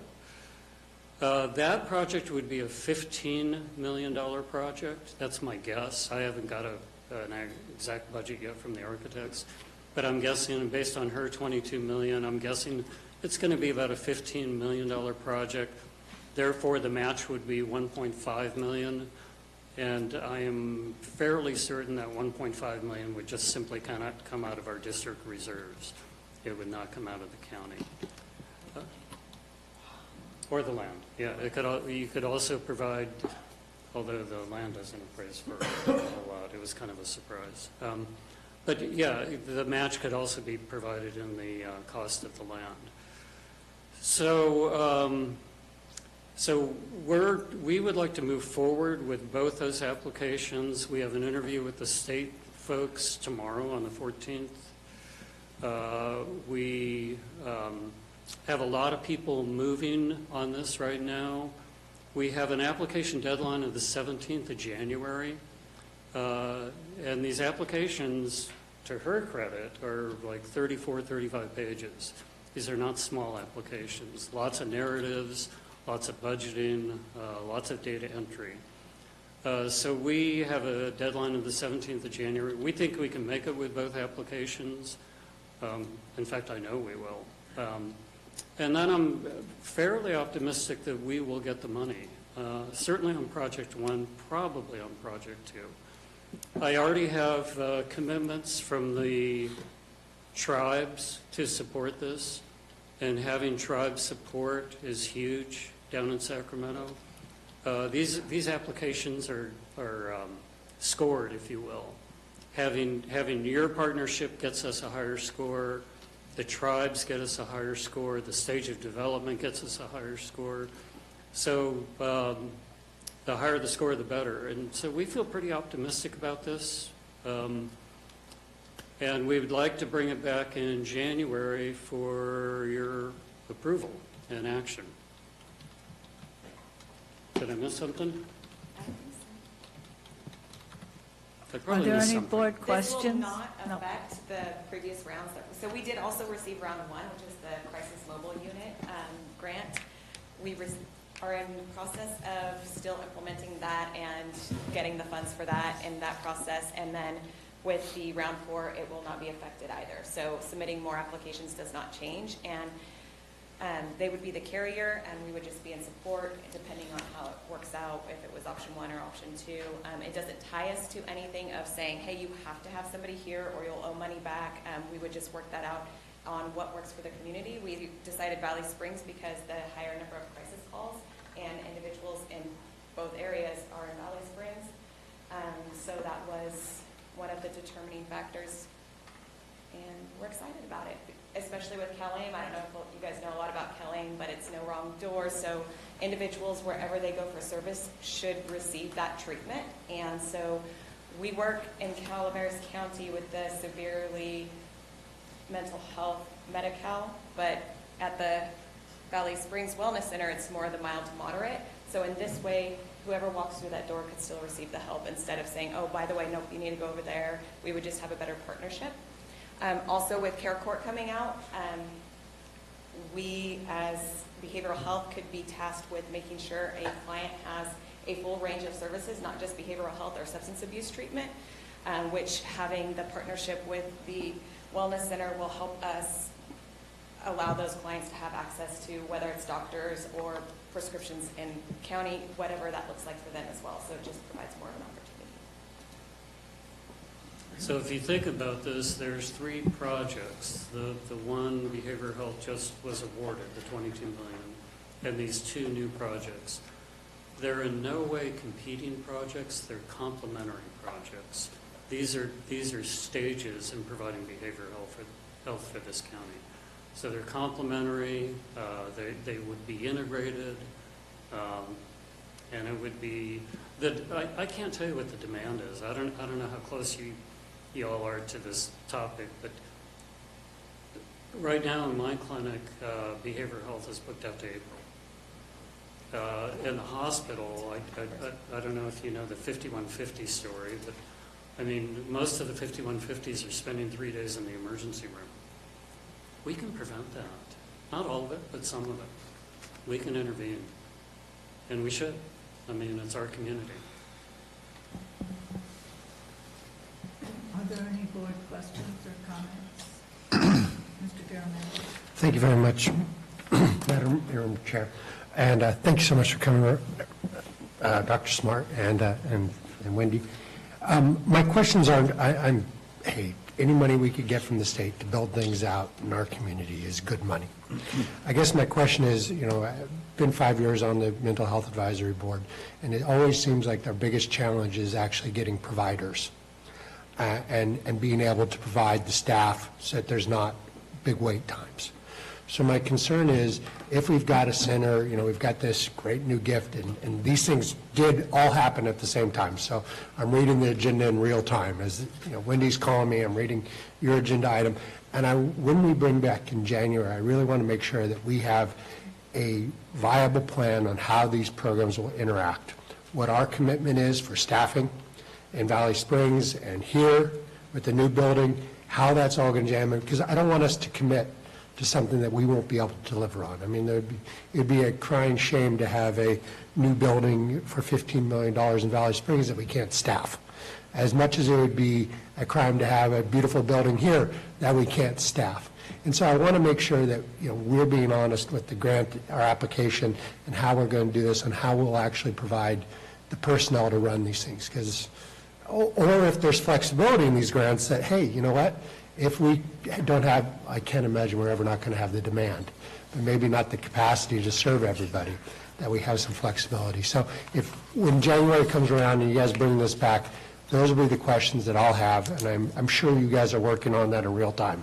Yes, and I will share that during crisis situations, a lot of the times it's currently our case managers, so our triage case managers that go out in the field, and then case managers, and we actually haven't had a problem hiring any case managers. So Great. That's a good thing, the clinician part, yes, but we're also working with the state on stipends and growing our own and hopefully paying for some more education and Right. Just so in a we'll part, put it all in a plan. right. In a partnership, I don't want to let Mark Twain down, and I know Mark Twain doesn't want to let the community down. So as long as we've got a good plan. Thank you. You're right, Sarah. The two biggest challenges with this are workforce development and permitting. Those are the two biggest challenges. And regarding workforce development, we're doing more and more remote care. We're doing more and more grow our own. And behavioral health is now becoming integrated with primary care. She has an integration program, I have an integration program, and so some of those offices may look like primary care that's doing a whole lot of behavioral health. And I think the more we adopt and adjust to those philosophies, I think workforce development will still be a challenge, but I think it's doable. I think we can do it. Well, you guys are both some of my two favorite people, so I take you at your word, and we'll get this figured I out. noticed he looked at you when he said that. His fingers are probably crossed. Happy to answer It's other on questions. tape. You can replay it and replay it. I didn't say I was just going to give them a vote, I just said I like that. Is it like Ford's, do I get the minutes? Supervisor Stopper. Thank you for coming before us. Thank you for the time. A couple weeks ago, we sat down and you explained this to me and our CEO. You know, the capacity that Mr. Garamendi brought up, you know, we discussed in depth, and this is, you know, kind of the part of the partnership going forward with the county and Mark Twain Health District that I think will make it successful. And it's something these days in any industry we can't let up on capacity, because the high turnover rate, people will work a job a few years, move on to something else, and, you know, it's ongoing. So, you know, I have full confidence in your ability to build on that capacity and continue working on it as we move forward in the future. I'll be excited to have this back as one supervisor, and we can work on getting the commitment of the entire board on this project moving forward. That's all I have to say. No questions. You already answered mine. Thank you. Dr. Smart, I just want to clarify. You said that Mark Twain will be spending $120 million for pre-application costs. No, ma'am, it's 120,000. Oh, And so there is a budget for that. There's architectural costs, engineering Got it. costs. There has to be an attorney on the team, so there's my mistake. I thought 120,000. that's still a lot of money and no guarantees. It is a lot of That money. is the scary part, to submit an application and use any of our funds when you had no idea for sure, so understood. Okay, thank you. Thank you. Is there anything else? No. Any public comment on this item? Mr. Segala. Okay. One of the things that it would be of interest to the taxpayers is what sort of oversight will there be? And what sort of stipulations or rules will come to our county from other government agencies? I'm not sure if we're dealing with the federal government or the state government, and we obviously are dealing with the hospitals here. So as this develops, I would appreciate it if the board would provide the oversight needed to make sure the funds are being spent properly. Thank you, Mr. Segala. Any other public comments? Are there any comments online? There are no online public comments. Okay, thank you. Dr. Smart, Ms. Ault, I think the question that Mr. Segala asked would be good when you come back again, that you'd have the answers for that. That's all. Okay, thank you very much. Appreciate your coming and discussing that with us. Okay, let's move back to item 24. Is Mr. Osborne on the line? He is. Item 24, informational item, OES, receive a tree mortality program implementation update from the TSS consultants.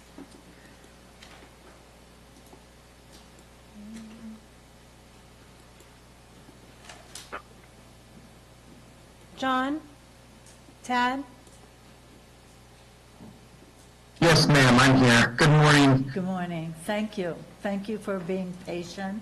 I appreciate it. You betcha. I'll share screen now.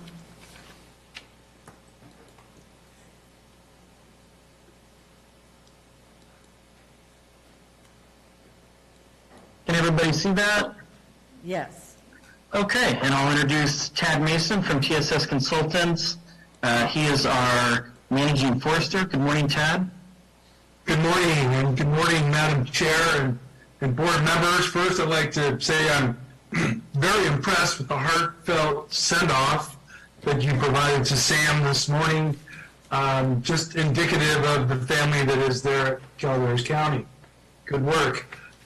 Today, though, I'm focused on the quarterly update regarding the tree mortality program, and we have a short slide deck that John and I have put together to review our latest accomplishments, if you will. So the program, tree mortality program, was started in December of 2017, and over that 5-year span, we have implemented 44 projects, removing about 11,900 trees, all adjacent to county roads and located primarily on U.S. Forest Service field land management and private parcels outside of the Butte Fire perimeter. We'll talk about Butte Fire perimeter here in a minute, but in the span of those 5 years, we've deployed 9 different contractors, all of them small businesses except for 2, to actually conduct the work. And we've been fortunate enough to do so safely with no injuries and minimal property damage. Next slide, gentlemen.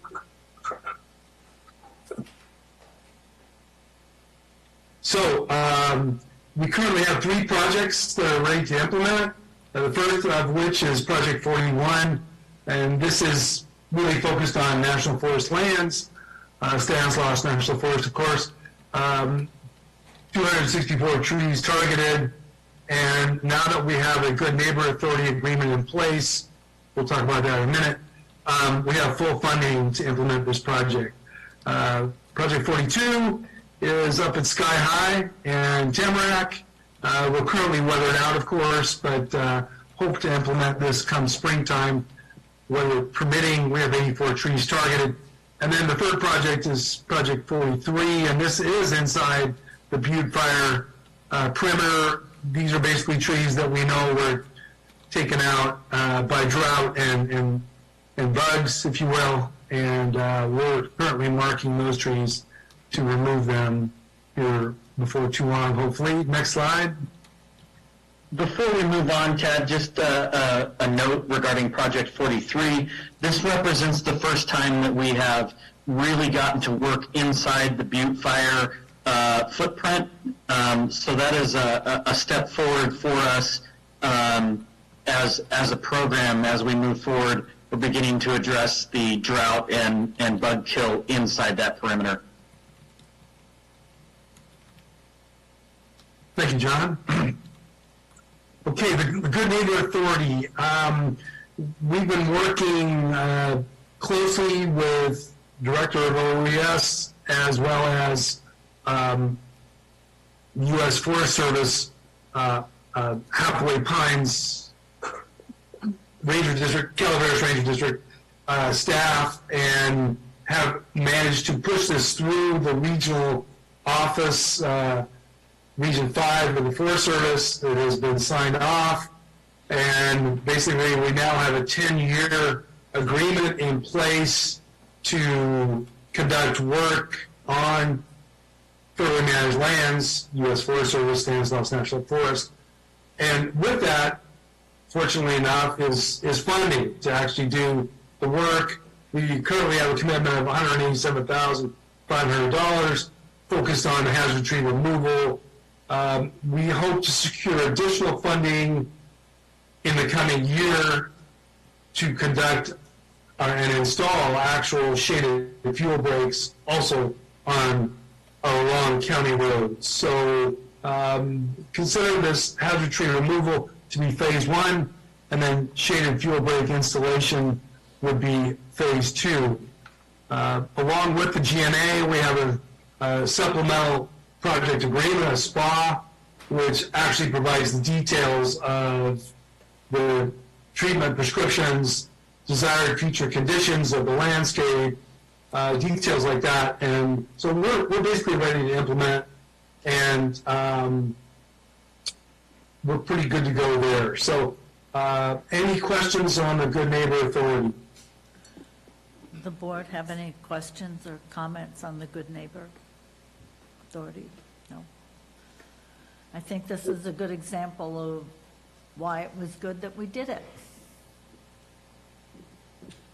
Thank you, Madam Chair. Okay, other projects we're working on, 44 is right in the heart of Big Trees Village. We've got over 190 parcels targeted and are currently receiving right of entry forms back. Once we receive the ROEs back, we'll go out and mark the trees. We're also surveying Project 45, which is Blue Lake Springs, Arnold area, and that's going fine. Following that, we'll continue our surveys along the Highway 4 corridor, going west from Avery towards Angels Camp, in other parts of the county, of course. Next slide. We are indeed seeing the new tree mortality. We have numerous reports, for example, one coming out of Sierra Nevada Conservancy confirming their findings aligned with ours regarding increased tree mortality. We're still waiting for the Forest Service aerial survey results, but we anticipate it'll just confirm what the Sierra Nevada Conservancy is seeing and what we're seeing is that new mortality continues. Next slide. And just another note, Tad. What we're seeing statewide is an upswing, not only here, but it seems as though across not only the Sierra Nevadas, but now along the North Coast Lake Napa and Sonoma counties. I'm aware that recently several of those counties have recently declared a state of emergency for the tree mortality that they're experiencing between the drought and then the fires that they've had over in that neck of the woods over the last few years. Tree mortality is certainly on the upswing. Thank you, John. These are some other observations regarding the tree mortality. Of course, the primary concern is community defense, and we need to continue removing this tree mortality along county roads because it provides ingress and egress safely to county residents, as well as allowing fire suppression assets access to wildfire. So we'll continue to remove this tree mortality and monitor Forest Service reporting on aerial detection as it becomes available. Next slide. So one of the issues that is holding up project implementation has to do with prevailing wages. In 2016, the State Department of Industrial Relations rendered an opinion confirming that prevailing wage was not required for these tree mortality projects. Lately, though, this issue has arisen once again due to a DIR notice with regards to public funds issued in support of hazard tree removal at the campfire. So I'm going to pass the microphone back to Director Osborne to relate some of the work that he's done trying to chase down this prevailing wage question. John? Thank you, Tad. So in the recent DIR notice, it was centered around the campfire and Butte County, and the letter or the notice was submitted to Cal OES. And in working with Cal OES, I've asked them to look at that DIR and how that may or may not impact our program, and essentially the tree mortality program on a statewide basis. I've been in contact with John Ketching. He's the Director of Recovery for Cal OES, and Cal OES is working through the DIR notice with their legal team, and we are expecting an opinion from Cal OES and marching orders going forward here in the very near future. Thank you, John. Okay, our last slide, and this is how we typically close out these presentations, is the cost summary. From the very beginning, our initial projects, you can see that at the top line, back in February of 2018, all the way through early October, through Project 40. We had to stop at Project 41 due to the prevailing wage issue, so this is a comprehensive picture of our implementation fiscal report, if you will. And with that, I'll stop and field any additional questions. On this item. Supervisor Garamendi. Tad, John, just want to thank you for continuing this program. I think it's been so successful, it's kind of an automatic, so we have to continually acknowledge that this is working, and congratulations. I apologize that I have been unsuccessful in helping you guys help people themselves. It's frustrating that we're not getting as many right of entries returned to you as we should. I just simply do not understand why people would not allow their dead trees to be removed at no cost to them. But you know, you can lead a horse to water, I suppose, but you can't make a drink, as we all know. But thank you for the continuing effort, and this continues to be really great value in helping us with our neighbors up in the Forest Service as well. So thank you. Thank you. Any other comments from the board? Are there any comments from the public on this item? Are there any online? There are no online public comments. Okay, thank you. This was just an information item. Oh, Chair, Interim Chair Callaway, would you mind if we take a quick break before the next no, item? We'll take a 10 6-minute, or 10, 6? you name it. It's up to you. 8 minutes. Thank you. Thank you. Way to round it off. Have a good holiday. Thank you, John.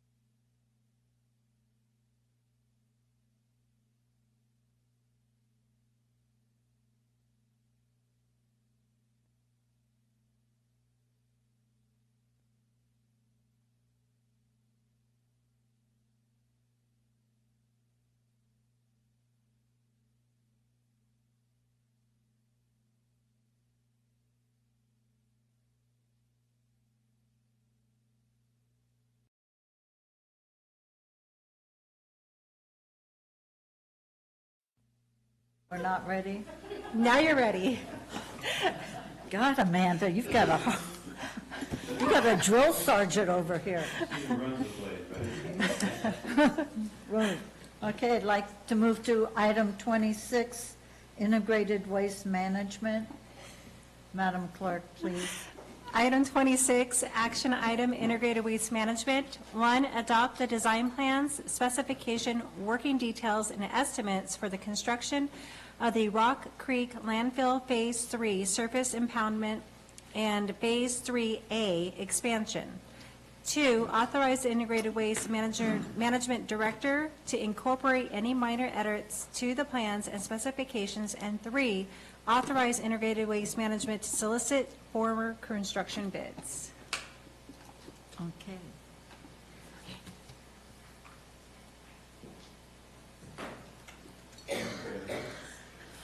Thank you. Good morning. Jennifer Cashy, Director of Integrated Waste Management. This is a big day. I'm excited to be here. Coming to you today is the construction design specifications and working details for Phase 3, surface impoundment, and Phase 3A expansion.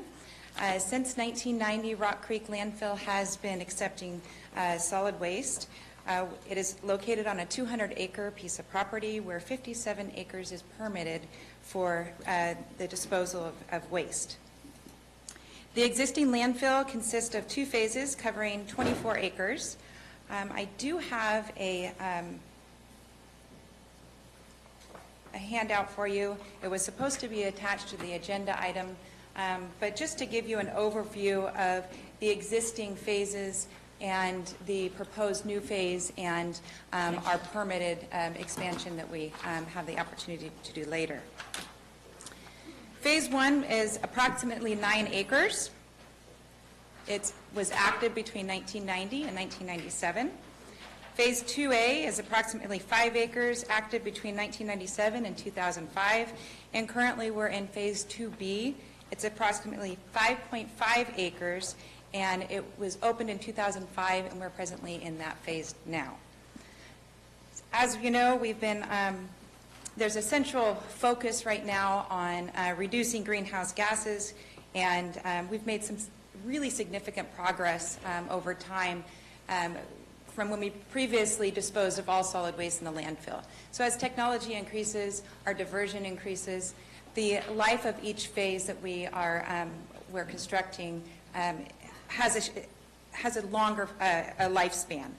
Phase 2B has been was expected to have a 20-year life expectancy, and we are right on target and nearing capacity. Integrated Waste is proposing today Phase 3 surface impoundment and Phase 3A expansion. The proposed Phase 3 expansion includes the clean closure of the existing surface impoundment, construction of Phase 3 surface impoundment, and Phase 3A expansion. At this time, I would like to invite our design engineers, Stephanie Hamilton and Jordan Greenman, with Geologic and Associates to answer any of our questions. Geologic and Associates and Integrated Waste Management have been collaborating and working closely with all of our regulatory agencies to bring forward this complete set of design plans and specifications. Thanks, Jennifer. Hi, my name is Jordan Greenman, and I'm with Geologic Associates. My colleague Stephanie Hamilton is also on the Zoom. We were in charge of the design report for the Phase 3 surface impoundment and the Phase 3A expansion. This included grading earthworks of the expansion and the pond and the stockpile, also the design of the liner systems, and any stormwater design having to do with the construction project. This is all summarized in the design report that we submitted to the Water Board last week, and is being brought forth to you today.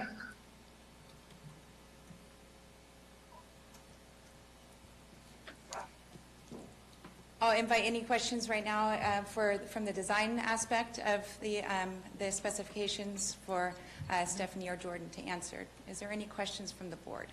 Supervisor Stopper, is there anything you represent us on the integrated solid waste task force? Other than I'm happy for this to be brought forward, continued service to our county residents and constituents is crucial in the future. All this good work when it came to the submittal of the information to the State Water Board helps us stay within compliance and take steps to continue the service in the future. This is all crucial to us moving forward, so nothing specific, Ms. Callaway. Are there any questions or comments from the board on this particular part of the presentation? Okay, On the thank you. landfill design? Correct. So as Supervisor Stopper indicated, all necessary permits from the resources agencies have been obtained, and we are looking for direction and approval to solicit to advertise for construction of bids and documents.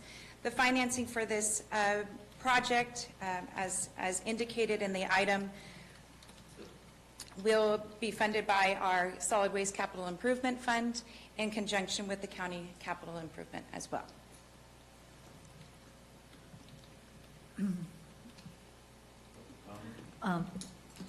Yeah, I had a question.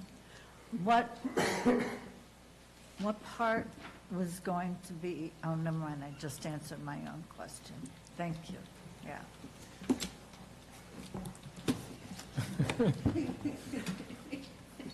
I'm supposed to ask for public comment? Madam Chair. This is a tough audience here. Madam Chair, if I just, comment, one thing that, we talked about the funding, for the landfill at last meeting, and one thing I just want to reiterate that, we have the money to pay for this project, and that's in great shape, but at some point in the future, I'd be pursuing, with the approval of updated fees, which will come later this fiscal year, that we come up with a system of repayment, through that fee system back into the capital fund, so that'll help fund future projects within that capital fund. That's going to be a challenge, right? Be a fun challenge. It'll be a FUND challenge, because everybody's used to 150, Right. and we've been paying that for whatever, 30, 40 Right. years. Right. Excuse me, speaking of, the parcel. Yeah. Okay. Are there any public comments on this item? Mr. Gamby, Mark, do you have anything you wanted to say? No. Okay, no, I take no. No's are good. Thank you. Are there any comments online, please? There are no online public There are no comments. online public comments. I'll entertain a motion on this item. With Oh, I'm sorry, Mr. I do Garrett. not want to make the motion on this. I just wanted to comment that it was only a year ago that we were really panicked about how we were going to fund this, and now we're getting it going, and I want to thank Ben, I want to thank you, Jen, and all your staff and the administration team for figuring out how to get this thing done. I agree, getting paid back over time is great, but being able to self-finance is super for future generations. So I just want to really commend how things have moved along, and compliment you, the whole team, Ben, Yeah. you, administration, well done. Thank you, Mr. Garamendi. Thank you. Well said. I'll add to that is it's been easy with a great team, and CEO Pedro has been absolutely amazing in assisting and driving this, so I appreciate it. Mr. Stopper. Well, there goes all the words out of my mouth for my motion. Can I say something before the Mr. motion? Tuff. I wanted to give you a call. Mr. Stopper, just a moment. Mr. Tuffanelli. Yeah, Jennifer, nice work, all your staff. This is great. We're finally getting somewhere. Marina and I have heard this for years and years. And I want to thank you and your staff, too. Despite the wind and the downpouring rain and everything else, the tremendous amount of recycle and appliances and mattresses and tires and everything you guys did on Saturday out in the pouring rain. Thank you very much. It was great. Absolutely.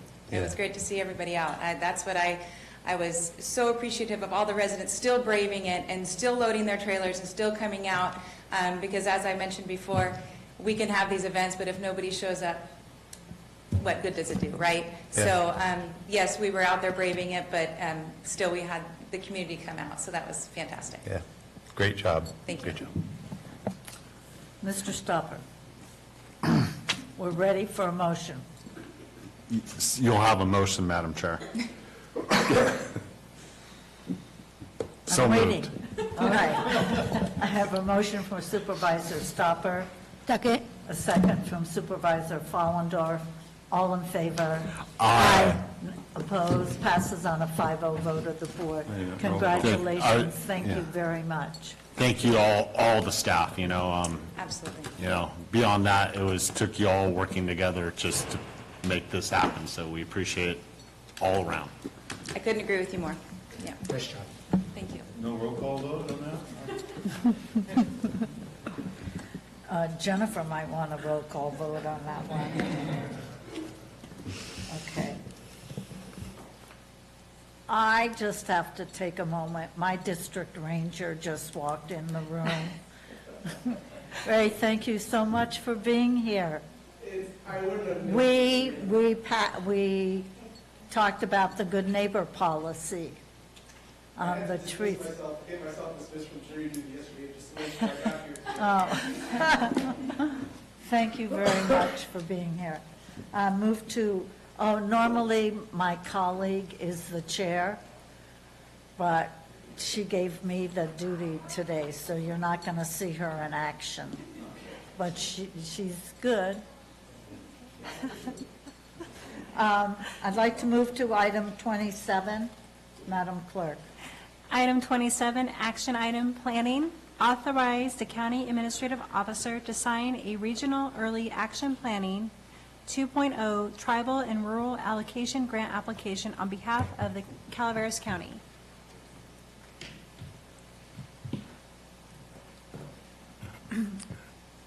Mr. Elliott. Madam Chair. And Madam Chair.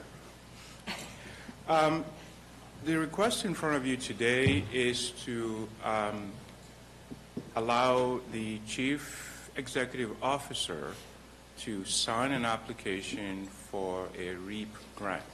This is a regional early action planning grant.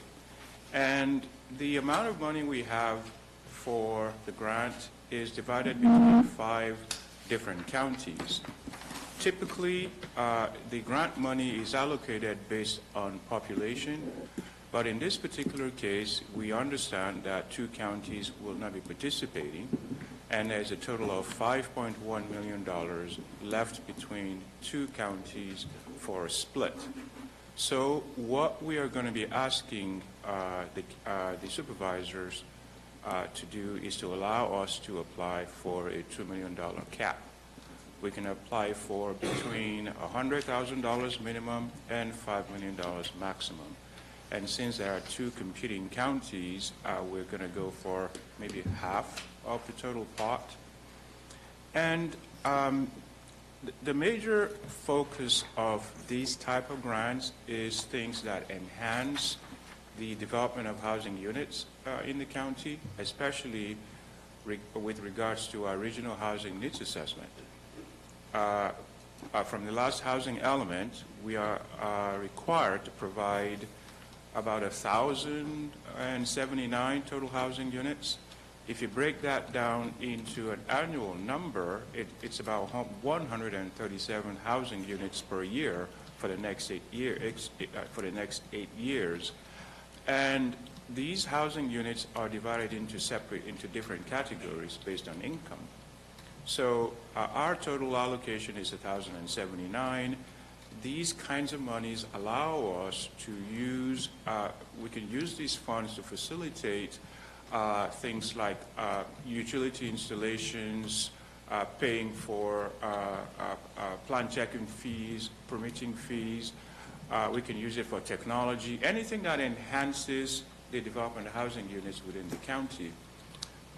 For example, I'll give you an example of a 1,200 square foot ADU. The permit fees alone is about $19,000. So this REAP grant would allow an applicant to maybe benefit from having some of those costs paid. And if you look at the cost of a single-family home, of a 2,000 square foot single-family home, I think the permit fees are in the $20-something thousand range. Now, for certain people, this might be a make or break point. And having these kinds of monies available allows us to encourage the development of housing units and also, upgrade some of the existing housing units as we move further along. So let me just kind of give you examples of what these monies are eligible for.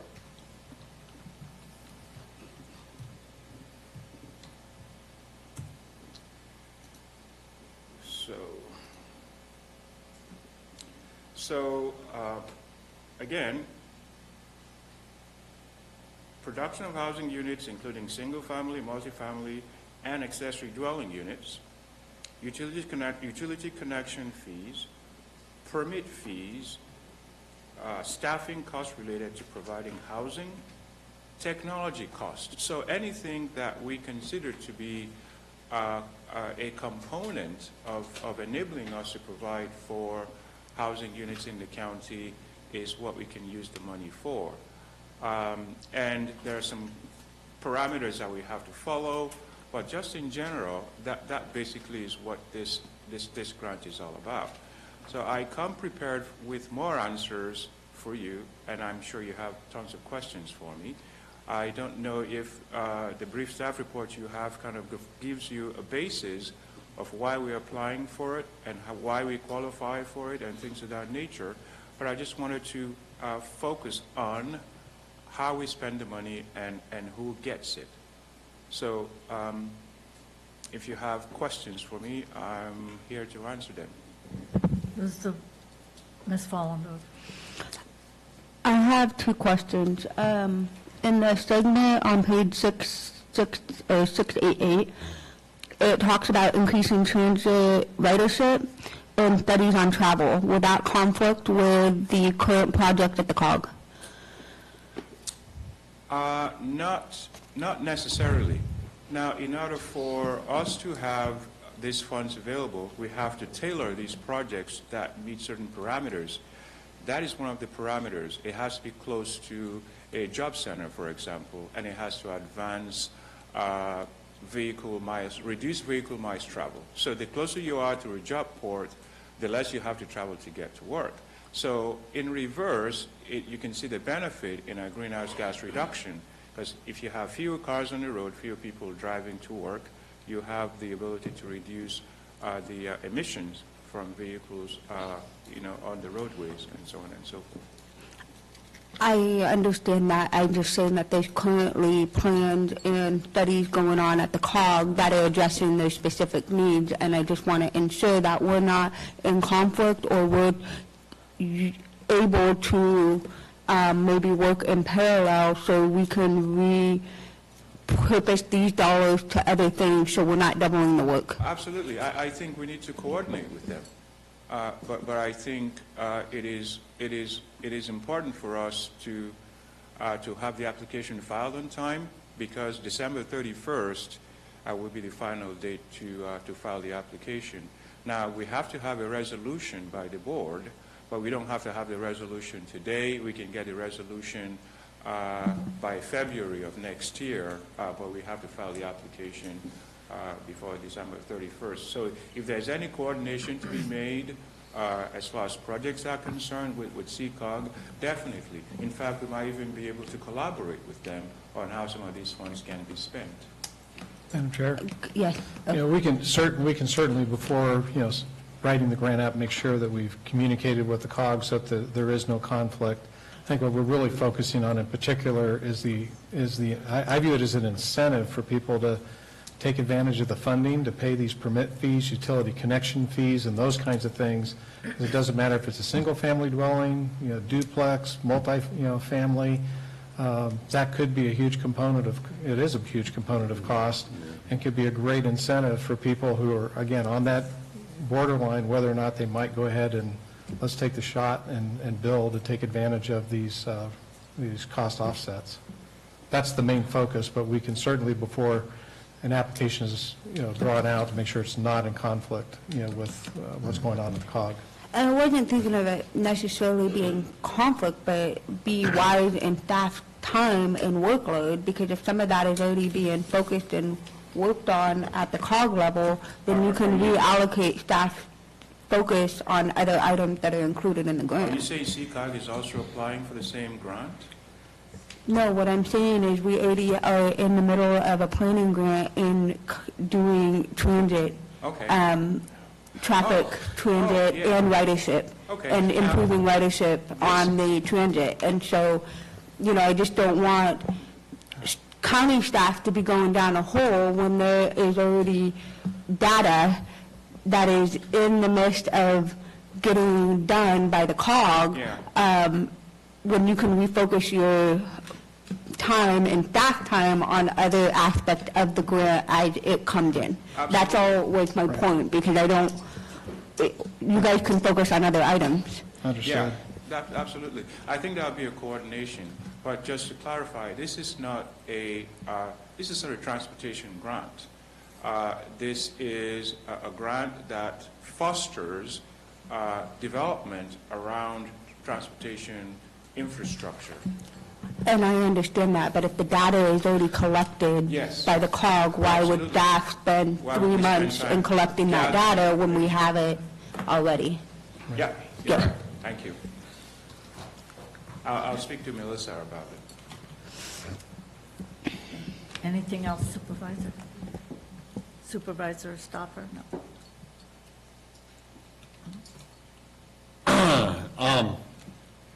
Yeah, coordination with the other county entities, just reading eligible activities. I'm hearing from the CEO and you that we're going to be looking at possibly locating a lot of that towards, electronic integration if that's possible, but more so working towards permit fees. So, just because it's on here with eligible activities, we won't necessarily dedicate all the money to those activities. Absolutely. It may be focused more in areas based on what we get and how much we have to work with moving forward. Absolutely. I think we would focus the monies on where we can actually get the projects built and what projects actually meet the criteria for getting the funds, because it is a reimbursable grant. So we spend the money and then we get it back. And to get it back, we have to show that it actually the project meets the parameters that are identified in the grant application. Okay, thank you. There's no other questions or comments at the moment. I'll ask for public comment. Does anyone have any comments they'd like to make on this item? There's no online public comment. No online public comment. I want to bring it back to the board. Do we have a motion to authorize the CEO to sign the REAP grant application? So moved, Madam Chair. Second. Motion by Supervisor Stopper, second by Supervisor Follendorf. All in favor? Aye. Opposed? Passes on a 5-0 vote. Thank you very much.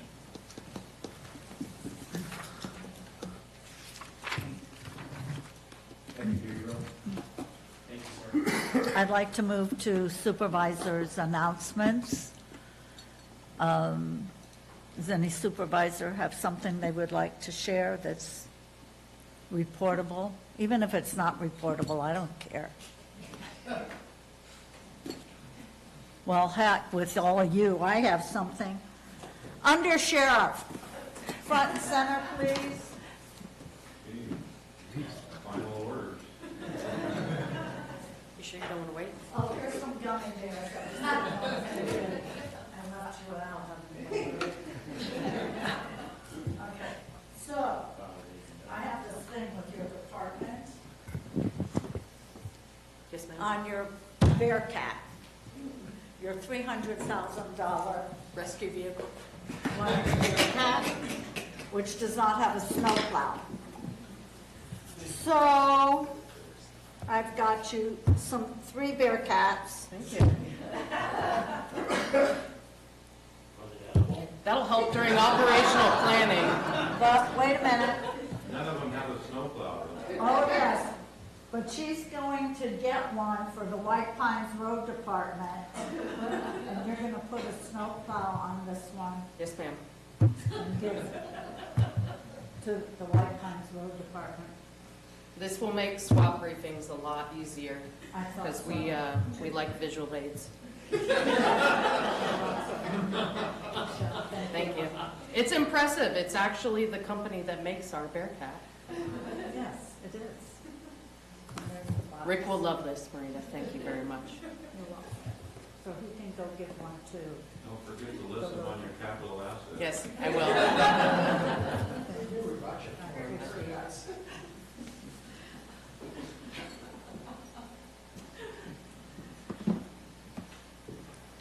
That was your announcement? That's my announcement.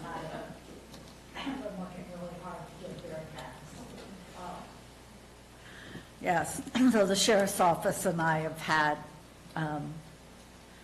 multiple conversations. Our vehicles should be multi-purpose, and we could use that. We could use a snowplow on there. Of course, I was told it was on order, but that was 6 months ago. If there's no other supervisors' announcements, I will be swearing in the newly elected people at noon. This meeting is adjourned. This meeting is on a break until we come back at noon, just so folks. Oh, Bree, Yeah, I get did your that. camera, Bree, get your That is- camera out. She's never used the gavel. That's what I was just going to say. I've never seen that happen before. Yeah, and it was premature. Hold up the gavel. Hold up the gavel for Bree. We're still live. oh, oh, so another supervisor announcement. That's my daughter. She was in this room 30 years ago when I was first sworn in. And so she came to make sure I left. So, yes. What? Nothing. Yeah, you need to do an action shot. Oh, you want me to do something? Stand up angry. Pretend you're doing something about budget. This meeting is adjourned. Gary, does that remind you of somebody we know? We have had gavel-happy supervisors in the past. I'm not one of them. So we will adjourn till noon? Yeah, We are breaking, I'm talking too much. This is signed for talking too much. No, I was telling you got a break. Oh, I have a break? Yeah. Okay.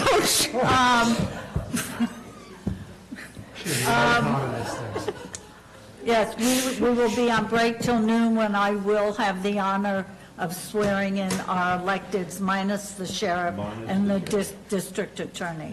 Thank you.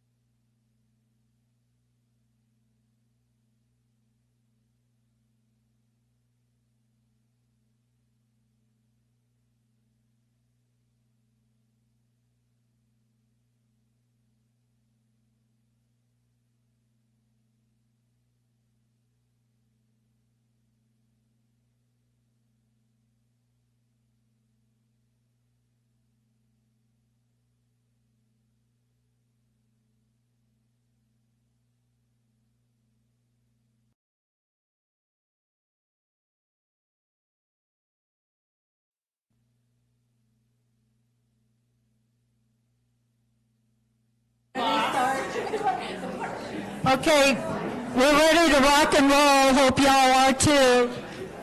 I have the honor of swearing in. I don't know why we use the word swearing, though I have to say our chair, Amanda Follendorf, has taught us how to swear and sign. So if you see the board do things that you're wondering what we're doing, we're swearing. Okay. You ready? Deep breath.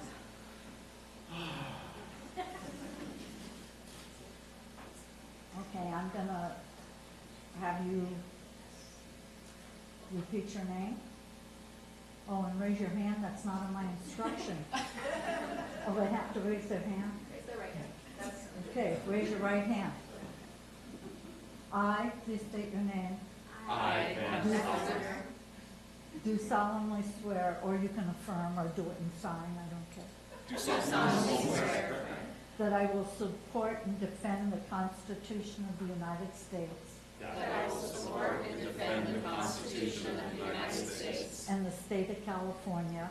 And the state of California. Against all enemies, foreign and domestic. Against all enemies, foreign and domestic. Including people who come to the boardroom. And that I will bear true faith and allegiance. And I will bear true faith and allegiance. To the Constitution of the United States. To the Constitution of the United States. And the Constitution of the state of California. And the Constitution of the state of California.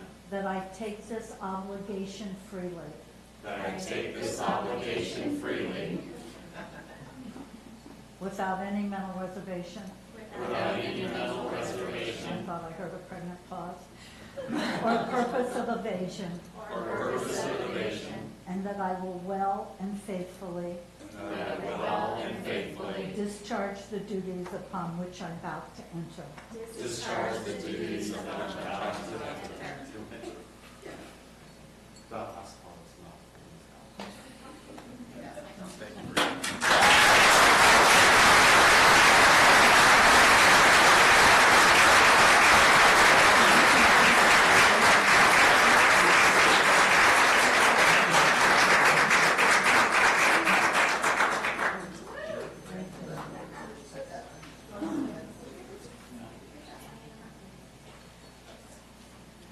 Did anybody want to say something? I changed my name to Lori and I'm assessor now. Do you have anything? Thank you, Marita. I'll say thank you. Very excited about this. Thank you all. Good. Thank you all for being here for that. This is my honor. Welcome to the next 4 years. You know, it's an honor, but at the same time, there's our duty, and that's the people of Calaveras County. And I remind myself on a daily basis, it's an honor to be able to serve you. And I thank you for the opportunity.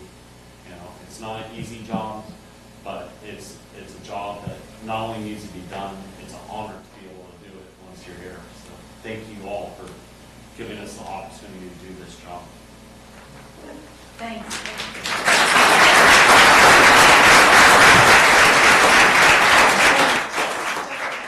You all take office January 2nd at noon. You can start early.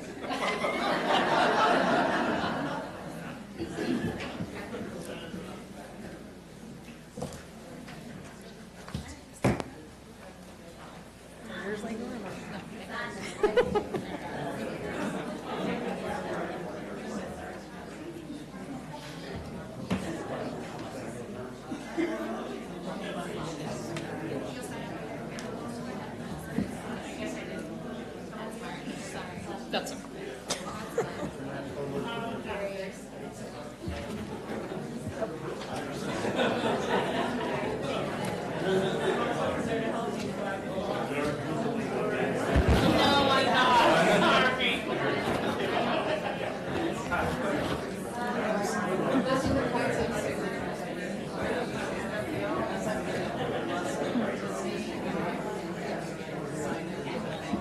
Okay, one more for me.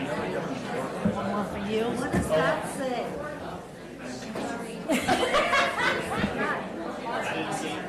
I know, I'm just making sure.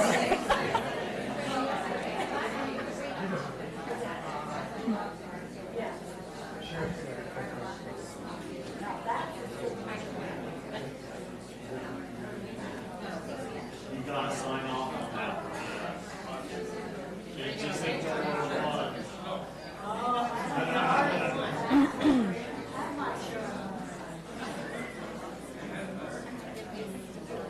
Okay, perfect.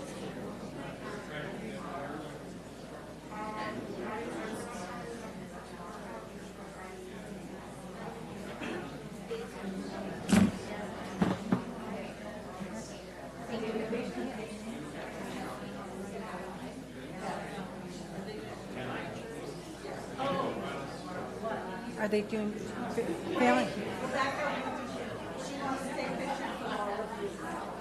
Or, and did,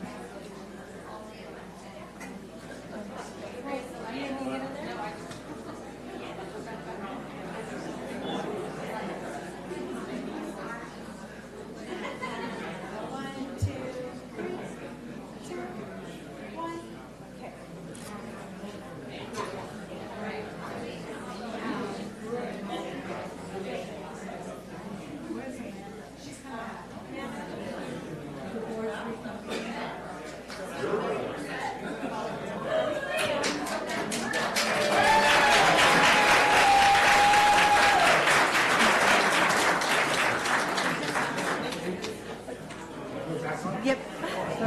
No.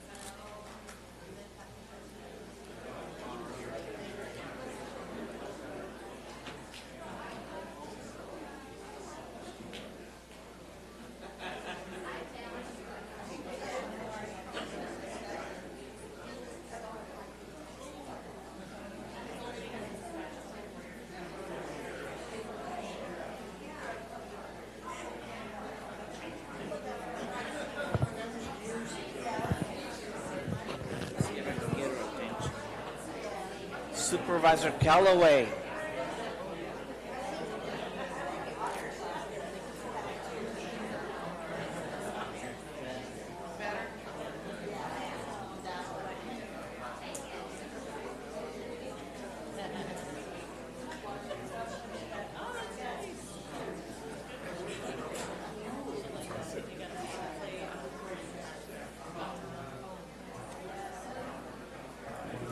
Is Skip Batchelder in the house?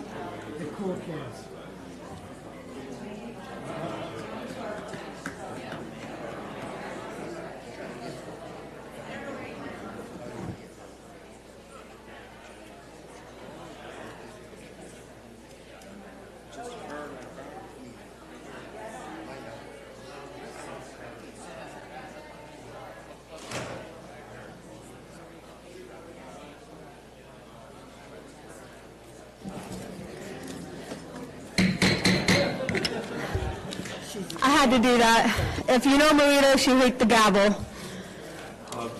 Had enough of that? And I've had enough of that, too. So we're going to bring it back and bring it in a little bit here, but before we get started, Supervisor Callaway, there's some sunglasses.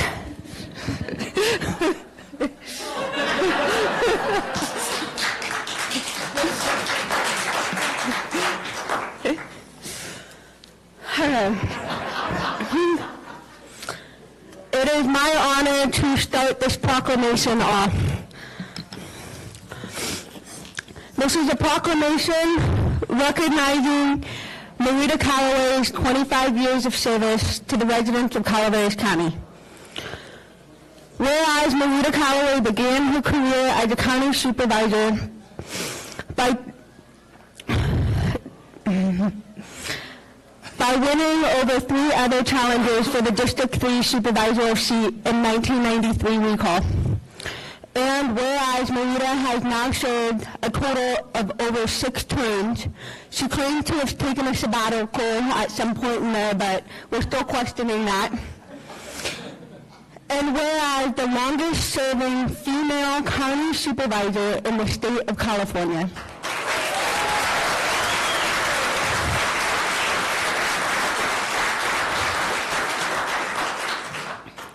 She has accomplished more than can fit on a single piece of paper. Whereas with the rise of texting and autocorrect, written communication skills are waning. And Marita therefore works very serious overtime, trying to save the lost art of business communication. Upon request, and often, actually many times without request, she will revise forms, letters, public notices, proclamations, including her own, agenda items, in an effort to save us all from ourselves.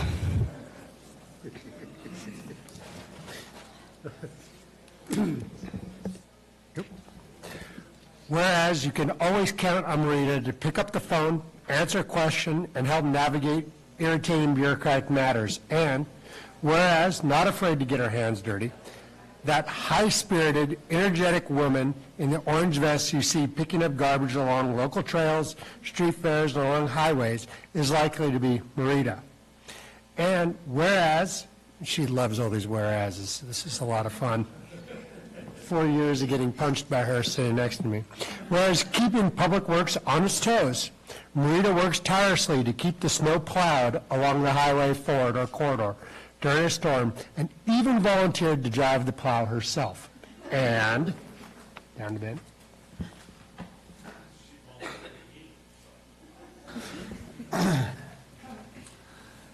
And whereas, although Marita can often be overheard teasing the sheriff about his expanding budget, Supervisor Callaway played a large role in the building of the new jail and sheriff's facilities, including lobbying for state funding and representing Calaveras through her service on state-level bodies involved in criminal justice.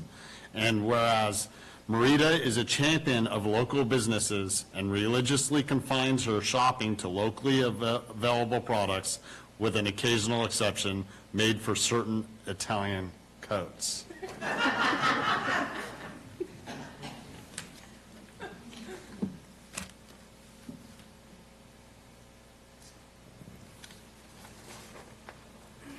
Well, I want to tell everybody this is a 2-page proclamation, and this is the Reader Digest version.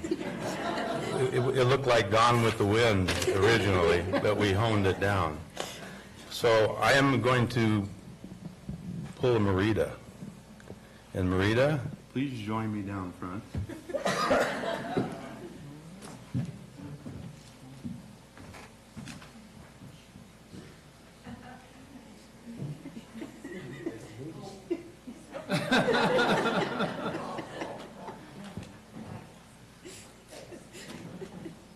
All right, that's enough. Call for the vote and forget all the was-asses, whereases. The smart asses. I got to tell you, I've served with Marita for, God, a decade.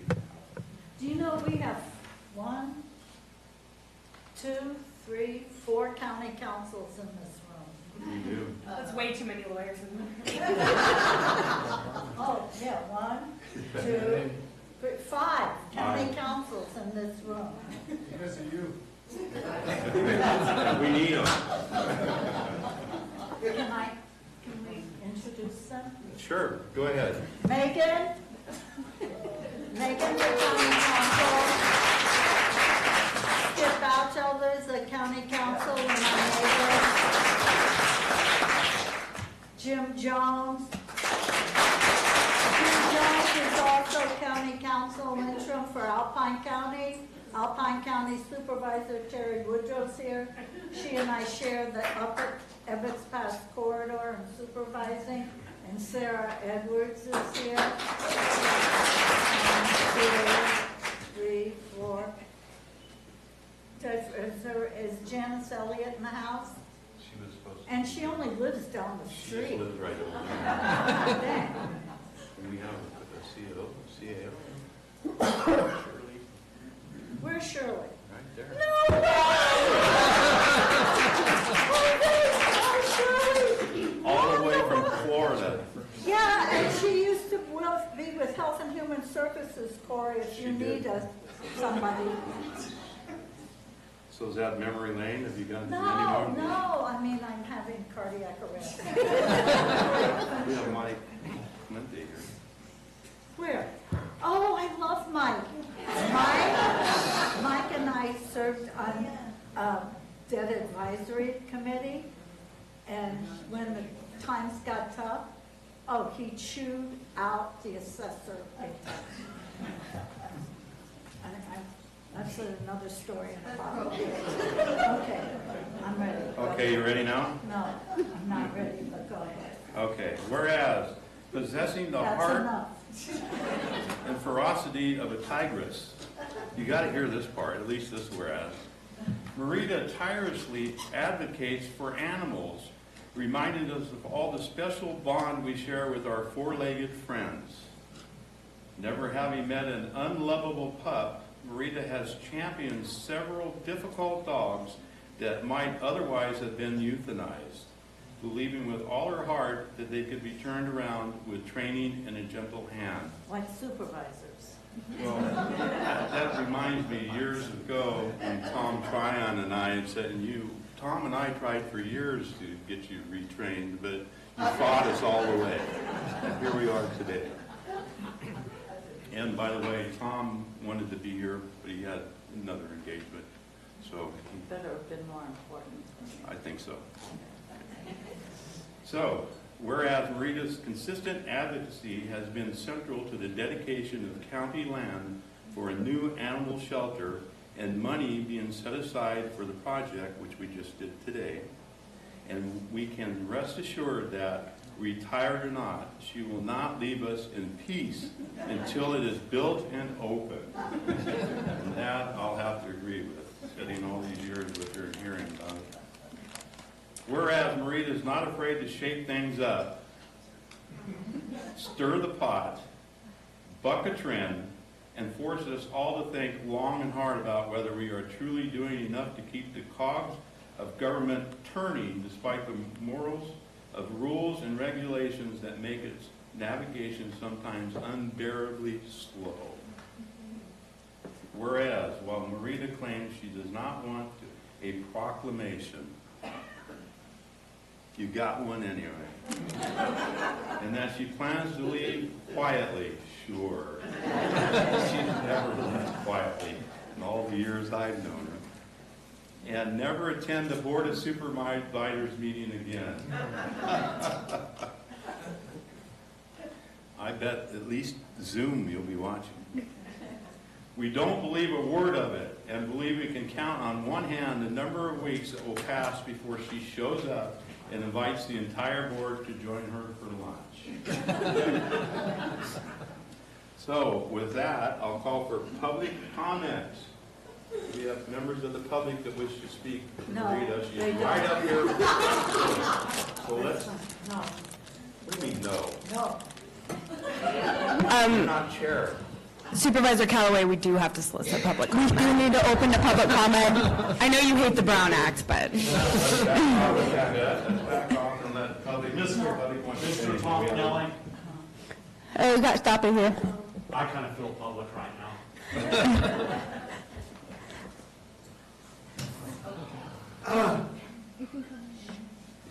You have 3 minutes. Ms. Callaway? I'll spend the... You're taking your time up, trotting. Let's go. Ms. Callaway, I'm losing a muse. You know, someone that brings out my inner 12-year-old that's a heckler and everything else. I don't know what I'm going to do without you. So I'll try to figure it out. But, you know, I don't know who else brings out my 12-year-old like you do. Last year, we attended a Sheriff's Association dinner and fundraiser. Ms. Callaway was there. It's the first time I'd seen her at one of those, and it was great to have her there. We had the DA there along with multiple other people, and we were bidding on some pies. I think we got away with that pie for $120, and I paid for it, and Ms. Fullendorf was there, and everyone was like, we're going in on this pie, we're going to eat it together. And all of a sudden, all this money was in front of me for everyone else's part because I'd made the payment, and there was more there than I'd started out with. So then we went ahead and bid on this and spent the rest of the money and have it up on our board wall with the patches from the Sheriff's Department. But Ms. Callaway gave me $6. Part of that was a $2 bill that I've saved since that time. And that $2 bill, my grandfather used to give me $2 bills when I was a child for good grades and everything. They were red notes, but I'm not giving this back to you. I'm putting this on my wall. I also brought. He just wanted to show you. I just want to show you. I still have your $2. This was delivered solely to Ms. Callaway from a group that supports non-drug use for youth across the United States. None of us other board members received one of these, and it's a Deterra drug deactivation system. And I thought I would bring this today because of all the presents that go around and our policies, and this way you can leave legally. Just put everything in here, Ms. Callaway, and you can head home. Actually, I'll hold on to this now. I have a present I didn't bring on campus that I can send you, in your gummy fashion later, and I'll package it up this way for you. So we love you. We love you. Other public comment? Okay, that's enough. Good afternoon, Supervisor Callaway, Corey Allen, Health and Human Services, and I just have to tell you, I know I'm one of the newer members of this family that clearly just loves and adores you, but I am compelled to tell you that I will never forget the day I met you. And you were so insistent that COVID-19 was going to be the only priority, and I kept remembering thinking, no, we're going to come out of it, and then what do you want? And you have done nothing but lean into the Health and Human Services. You've made sure that the people that came and traveled here on that COVID vax van that Mr. Stopper loved so much, and you made sure that they were treated well. And do you remember you received complaints of racism and statements and treatment of that group, and you took them right under your wing and you made sure they were cared for. And they were here for a year. And you took, one of them is probably still one of your best friends. You invited the two of us to dinner, and she made sure I knew that the wine that I was to drink was not from Shenandoah Valley. It would be from Murphy's or somewhere in that vicinity, and she made sure that I knew that. But you have made sure that you've connected with my team in housing and my team in public health, the team in behavioral health, and you have loved the people, and that's what's been so critical in our work together. So I want to thank you. I hope that that energy remains, and I wish you the best in your travels. Ciao.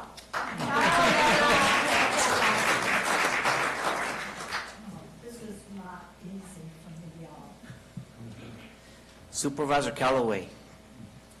What, you gonna have a plow for my Bearcat? As long as I've been here for some time.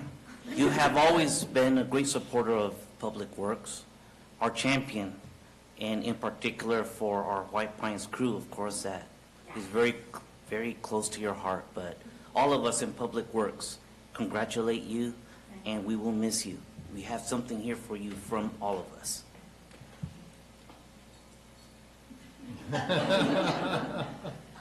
Yes?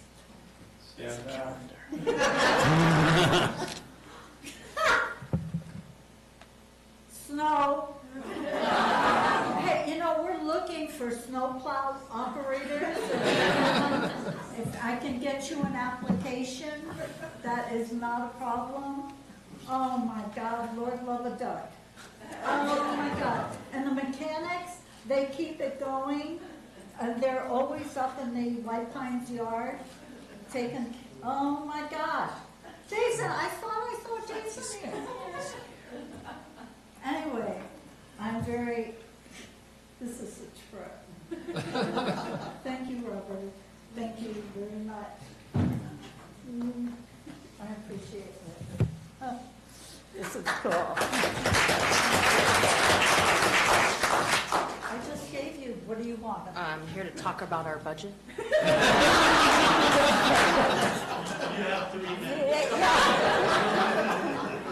Can you open the sheriff's link if he's on? If the sheriff's on, can you open his link? Oh, no. I don't want no sheriff. That's all right. I don't want no sheriff. I gave my Okay. sheriff's button to Supervisor. I see that. Calaveras. That means he's got to look out. Come a little closer, Maria. She didn't give you a peach pie, though. Marita, 1993, 6 terms.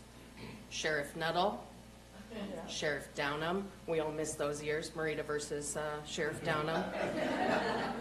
Interim Sheriff Grassmuck, Sheriff Kuntz, Interim Sheriff Macedo, and now Sheriff DiBasilio. This has been quite a roller coaster of ups and downs. Sometimes it felt like you were our greatest adversary. Sometimes you are our biggest supporter. And for some of us, a dear friend. So at all times, though, keeping us on our toes and always keeping an eye on our budgets. We wanted to say thank you for your many years of service to Calaveras. You always put your constituents first, as a lot of the jokes, and as Robert has already referred to, during the Snowmageddon winter storm events, our Upcountry Emergency Operations Center aren't going to be the same when we're having major operational briefings and having to shut down the highways, when you bring in the list of driveways that we need to take care of constituents.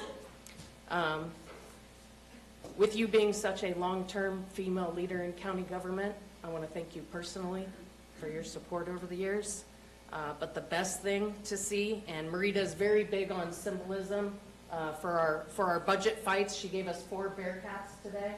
So, but the big one for the road department. The best thing to see is your relationship with Sheriff DiBasilio over the past couple years, and every chance that he has had when he comes in the boardroom to somehow make his cowboy hat.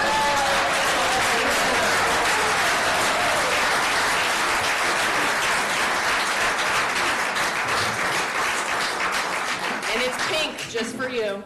So on behalf of Sheriff DiBasilio, we wish you the best of luck and thank you.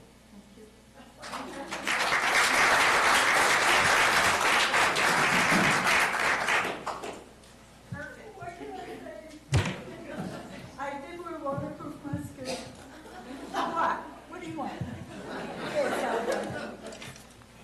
We went to Target and bought our daughter a pink, luggage rack. Reminds me of that, so you're in good company.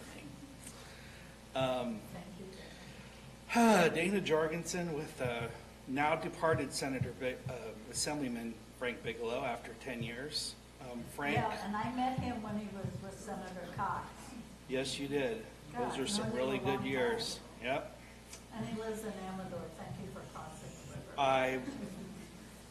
You know, I think when we had the Butte fire, we were trying to get money for something, and for that one house that burned in Amador, and I said, you know, we were initially part of Calaveras County. If you go back enough, let's just go, you know, it didn't work, but I tried, so.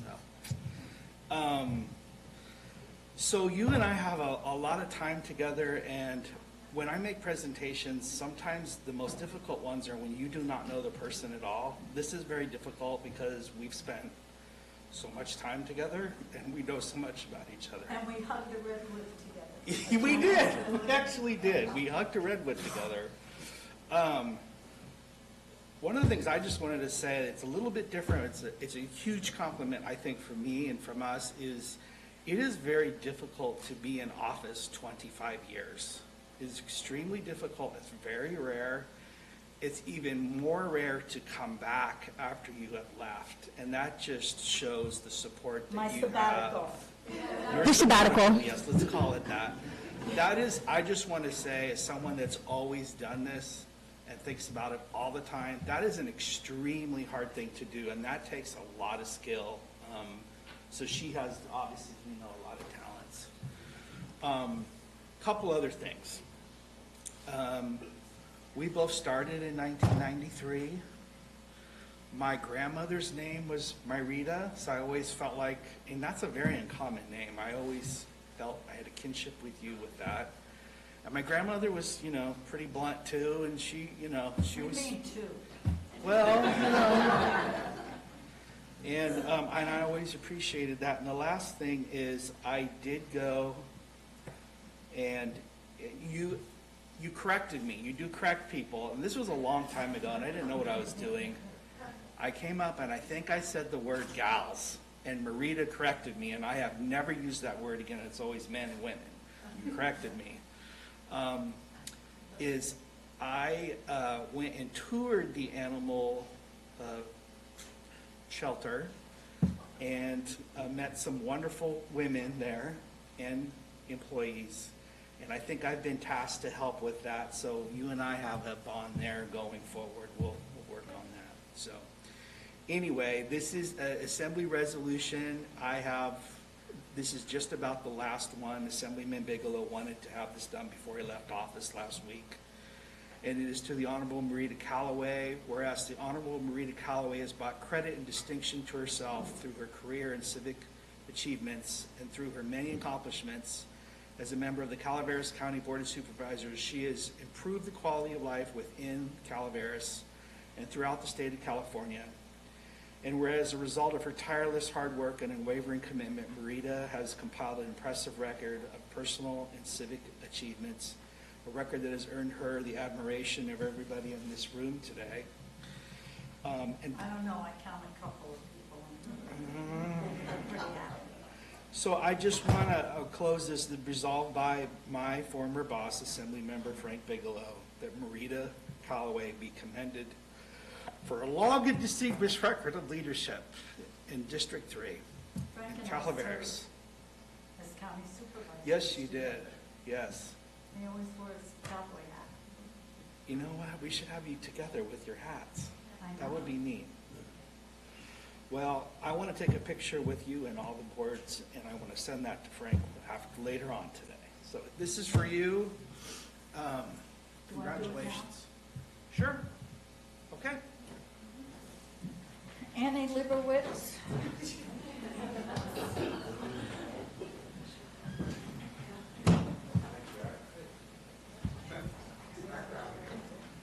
You want to wear your hat out?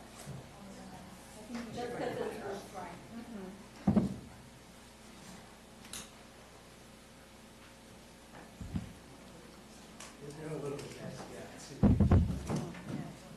All right. 1, 2, 3, 3, 2, 1. Hold on. New camera. Okay. And again. 3, 2. Good to go. Thank you. Hang on. Bree, did you get a good shot, or do you want to come up here?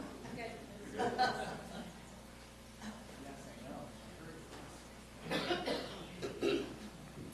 Thank you, Dan. Yeah, thank you.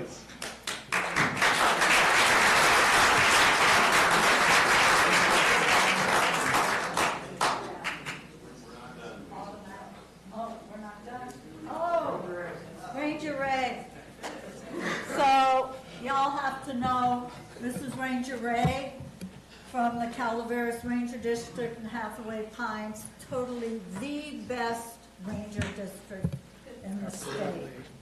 And it is. So Marita, Supervisor Callaway, I've actually never addressed you as Supervisor Callaway. I've always known you as Marita, as my predecessor, Teresa, said, she would be the person to connect with. She's a great partner. So on behalf of Forest Supervisor Jason Kiken and the Stanislaus National Forest, especially the Calaveras Ranger District, we don't usually give these to non-Calaveras retirees, but for the 25 years of partnership and collaboration, we on district want to express our appreciation and thanks for all the many, many years of service that you've had. Do you see this Loverback? This is for you. And he's going to be out on the trail with us. I will be swinging the till with you just like we did last year. Thank you very much. This means a lot to me. Thank you. I'm sure we'll see you. So what about Candy Rock? I mean, It's in progress. It is in progress. It's at the OGC, at the attorney's level, and we are still not done with it. It is in progress. This is a district-free internal candy. Oh my God, Tim Tate's here. Holy tomatoes. Does Red Emerson know you're here, honey? Yes, he does. Oh God, he sends us love, I'm sure. Thank you. Thank you, Marita. Oh, great. Thank you so much.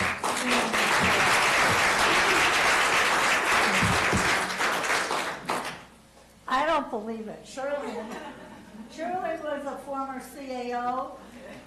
Oh, my God. All right, break it Shirley and I go way back. Way She back. worked with Health and Human Services, and she became the budget. Oh, and then she's sitting here at this table, and she tells us before any of the, that we are going into a recession. And we all look at her like, you know, you're crazy as you know what. And we did. We went into a recession, and Shirley was the first person to tell us that. Yeah, and ended up with the name of Recession Ryan, yes.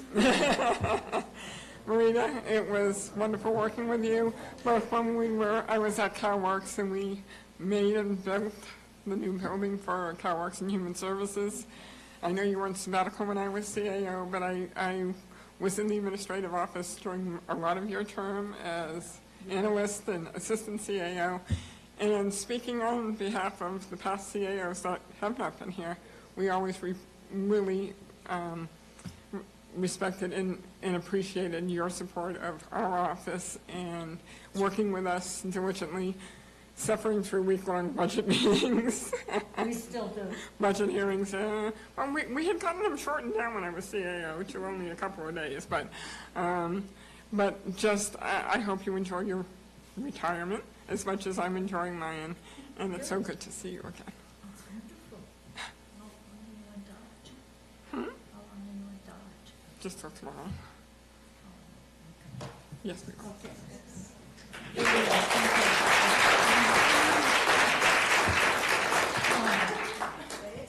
Could you put the timer on for 1 minute?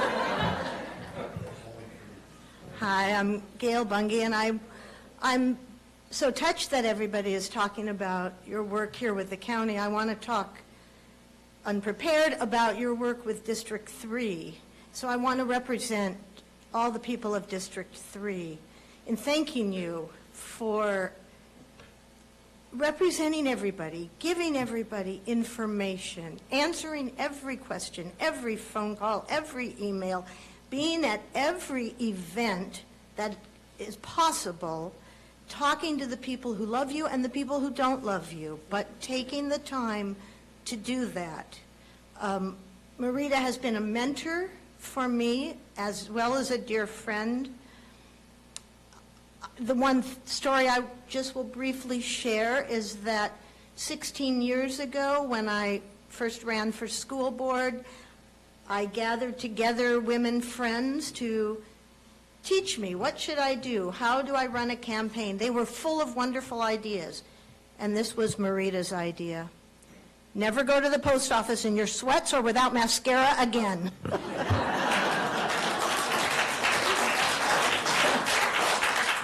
and I haven't. Well, maybe I have. But the things that she has done, including years ago when I would yell at her because somebody couldn't get out at night because of the snow, so she took her shovel and went and shoveled this woman out up in Lilac Park, I think it was. These kinds of things go way far and above what a supervisor needs to do. Martin, be aware. But on behalf of everybody, I want to thank you, and we're going to miss you.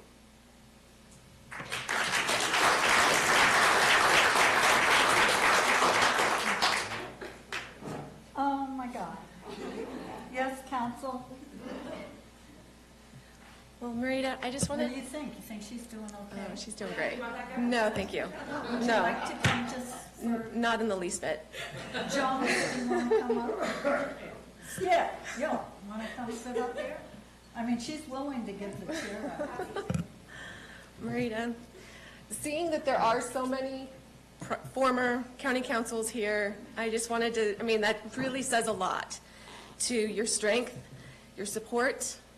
Janice would like to have been here. She is out sick, but she sends her regards, her congratulations, and she wishes she could have been here as well. So you have decades of council here supporting you, and that shows the relationship that you have had with our office over so many years.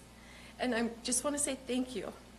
Thank you for your support, and we are, at least I, am grateful for the relationship, and I'm grateful for the support, and you've been phenomenal. So, congratulations.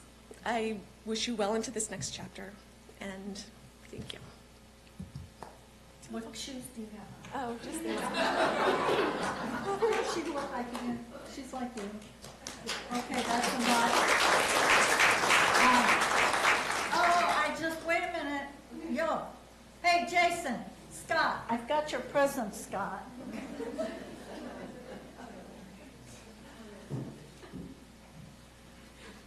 She has a present for you,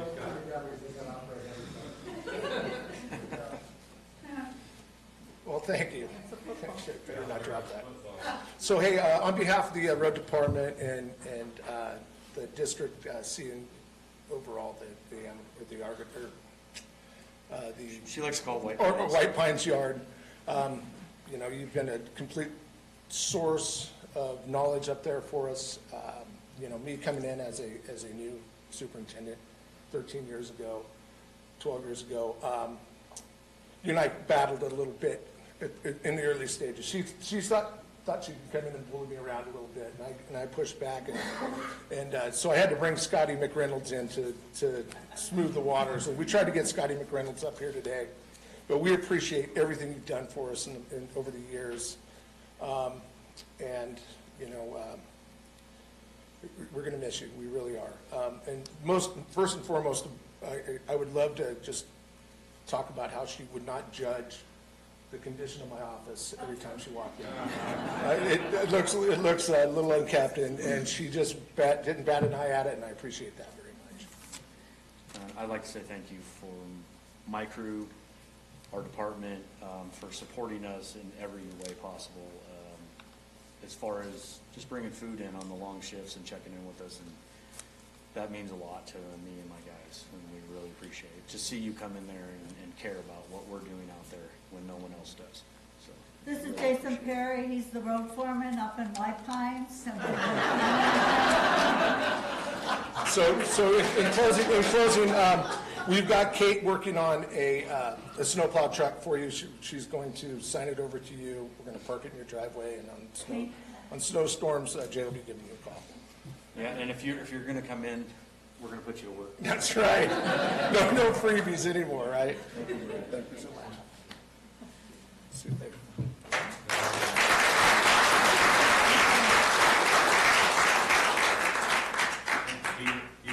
Peter! So Peter Maurer used to be our planning director, but he now has a better gig. He owns a winery. Which I'm a better member.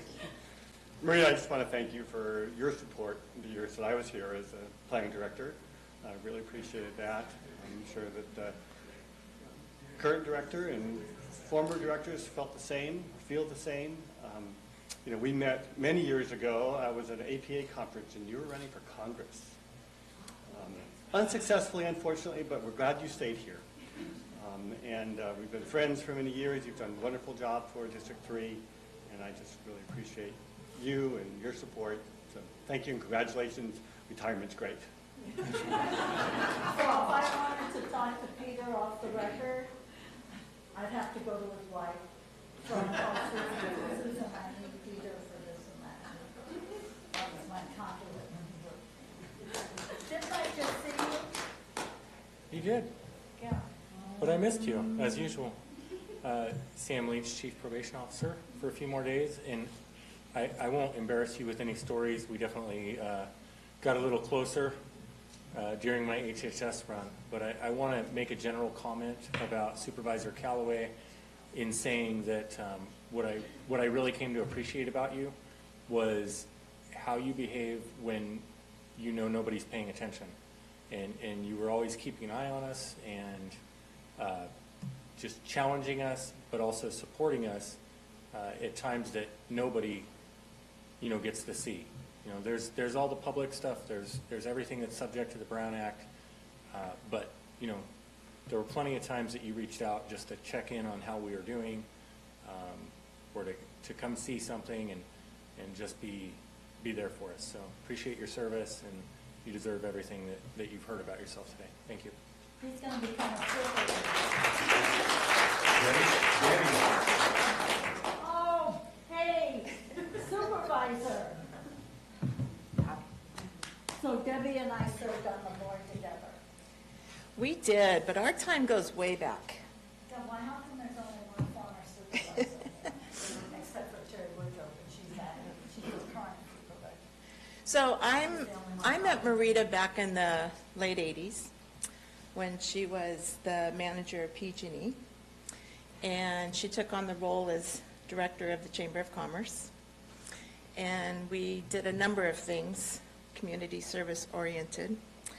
And I always admired her, that her tenacity, she stood her ground.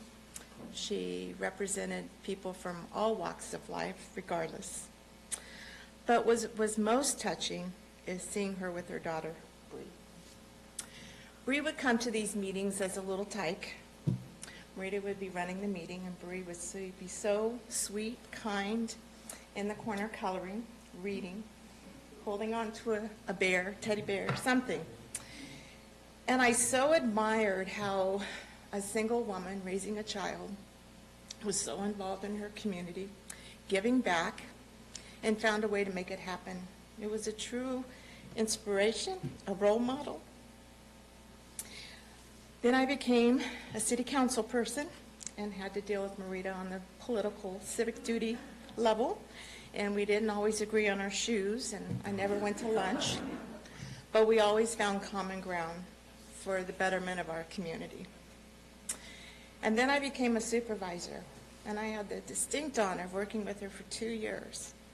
And I admire her so much for what she gave, what she continues to support her community and knows her community so well, that I have always admired that. And she holds true to her own. I don't think she beats around the bush.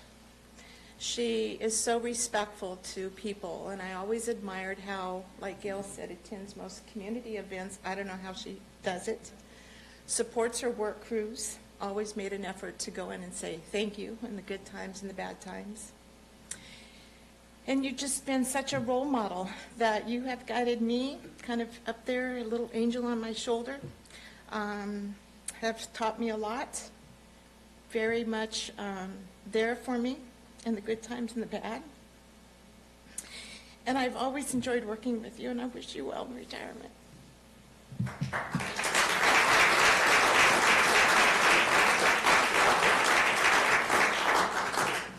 Okay, done. I could sit quietly, but... Hey, Bree, do we want the superintendent to talk? Okay. Hi, I'm Michael Cimini, and I first met Marita when I became the superintendent of Vallecito School District in 95 or 96. And Marita, there have been a lot of people who have helped guide and shape who I am today. But I have to thank Marita for what she did for us in the Vallecito School District. She was instrumental in helping us become financially solvent when we were able to sell the sewer district to CCWD, and thank them for doing that. But you were always there, and I think one thing that has been mentioned of everything that you've done for this community, but more importantly, everything you've done for kids and your support. And I always knew I could count on your support. So I thank you, and I wish you the best. You're welcome. You're welcome.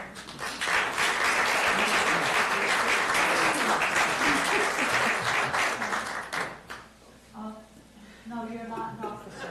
I'm going to have to. No, you don't have to. I do. You spent years suggesting that I run. And I know that you talked to, I came to find out that you talked to a bunch of other people too. I was the only one dumb enough to do it. Seriously, I treasure you. Your time's up. No, I treasure you. I treasure the time that you've taken the last 6 months to guide me, to show me the ropes. And I really just want to say your friendship means the world to me. And I'll do you proud. Thank you.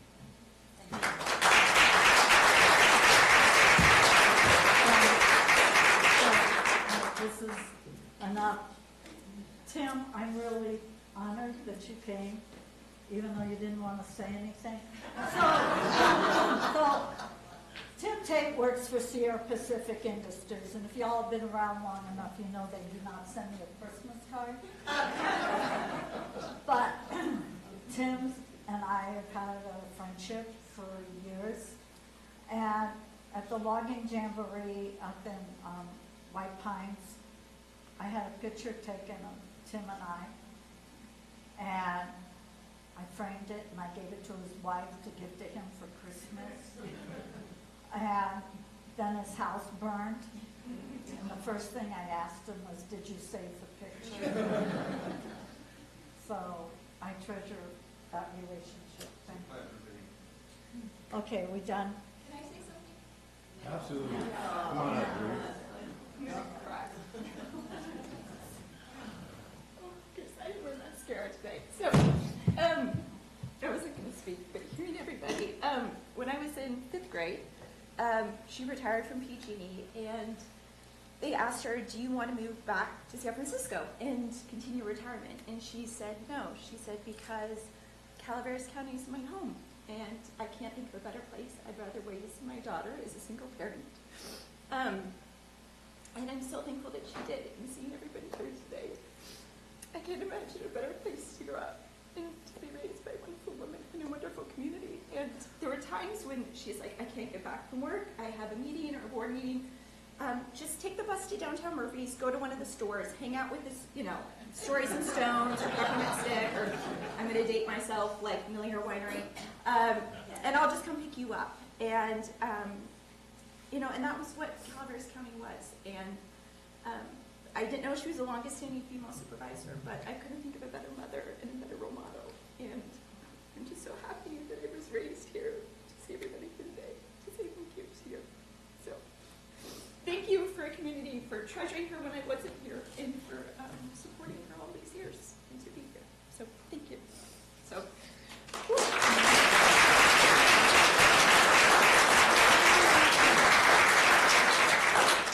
That's it, done. Okay, we're going to close public comment because Marita insists that we do it. So thank everybody for talking and saying something. Another cannabis, I haven't heard from the cannabis community. Okay, well, we're going to bring it back to the board, and we're going to ask board members their comments. They don't have any. They do. We do, you got to turn around for it, though. Marita, I have had the privilege of sitting next to you now for 4 years. You've always been sitting next to me in these meetings. We've done over 150 meetings together. I am going to miss your wisdom and your friendship. You're reaching over and grabbing my arm, sometimes a pinch on the arm to get me, or even on occasion grabbing my leg.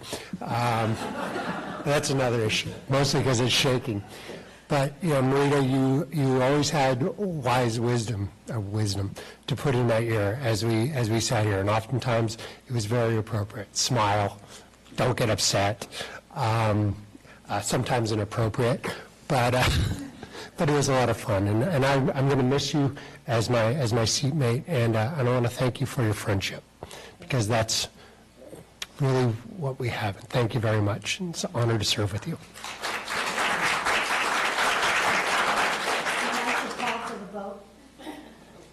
Good night.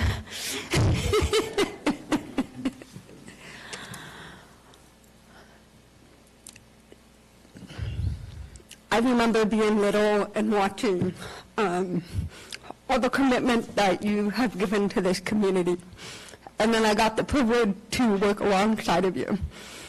And the last 2 years have been wonderful.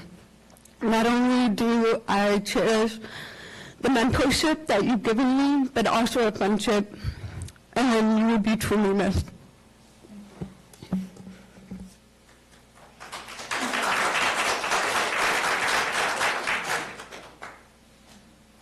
What is that?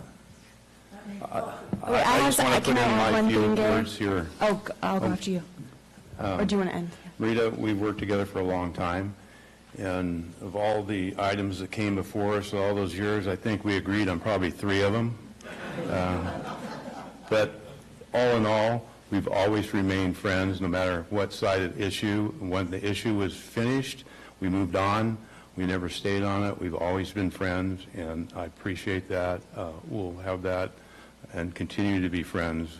This is not over as far as our friendship going forward, so enjoy retirement, have a good time, and come back to Calaveras County.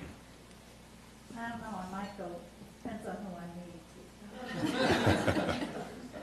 Thank you for all the years. Let's go. No, the council gets last word with you. Marita, I just wanted to echo what everyone else has said, and thank you for being so supportive of staff always. It means a lot.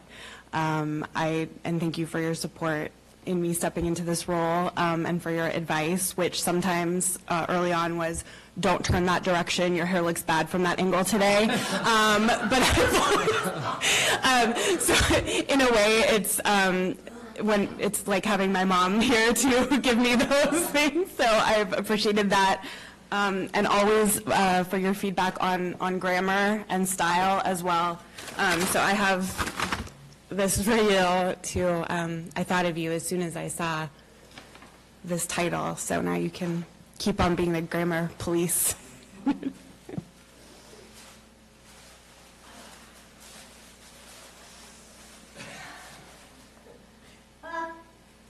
Oh, rebel without a clause.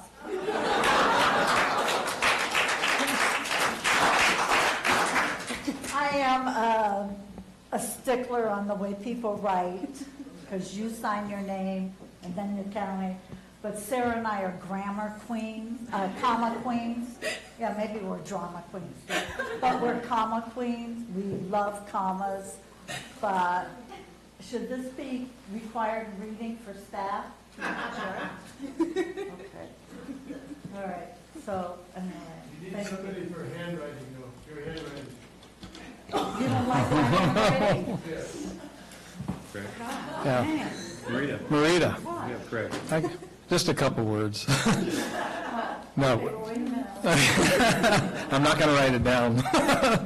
No, I just wanted to comment, because we really have known each other that whole time that you've been in office here. It started just with loose connections and meetings between the two counties. We'd see each other at RCRC, CSAC, but over the years, a friendship did develop. And I just wanted to comment that, you guys kind of double teamed me here to get me to come out of retirement when Shirley was talking about enjoying it. No, I think the setup person was the chair, and then you came in for the kill. But I said I wouldn't do this for just any other community, and I was thinking of all the people that I have known, and you're certainly one of those that really compelled me. I wanted to come and serve and help. And I've really enjoyed the time that we've had together. I know in some ways we'd like to keep that going for a little bit, But we'll carry it on, I'll carry it on with Martin. 5-0 vote, do you want a roll call? But I've appreciated, being around you and just hanging out, getting to know you better, and thank you for the support since I've been here. You betcha.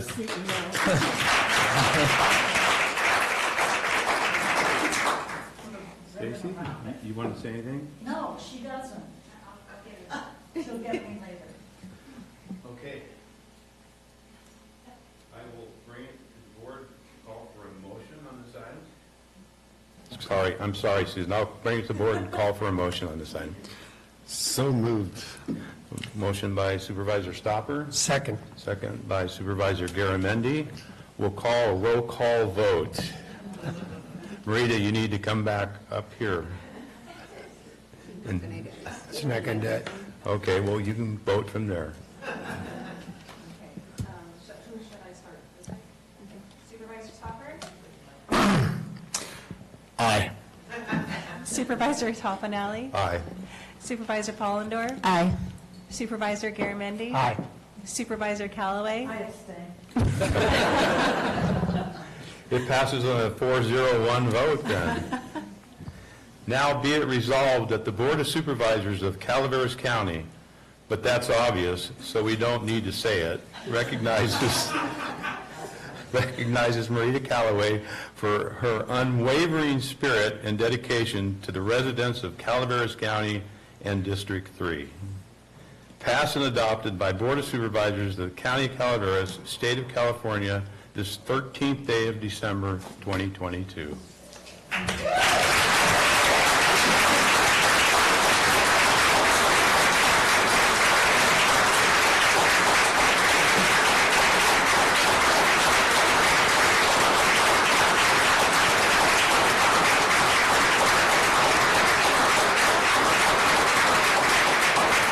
Okay, no speech, no speech.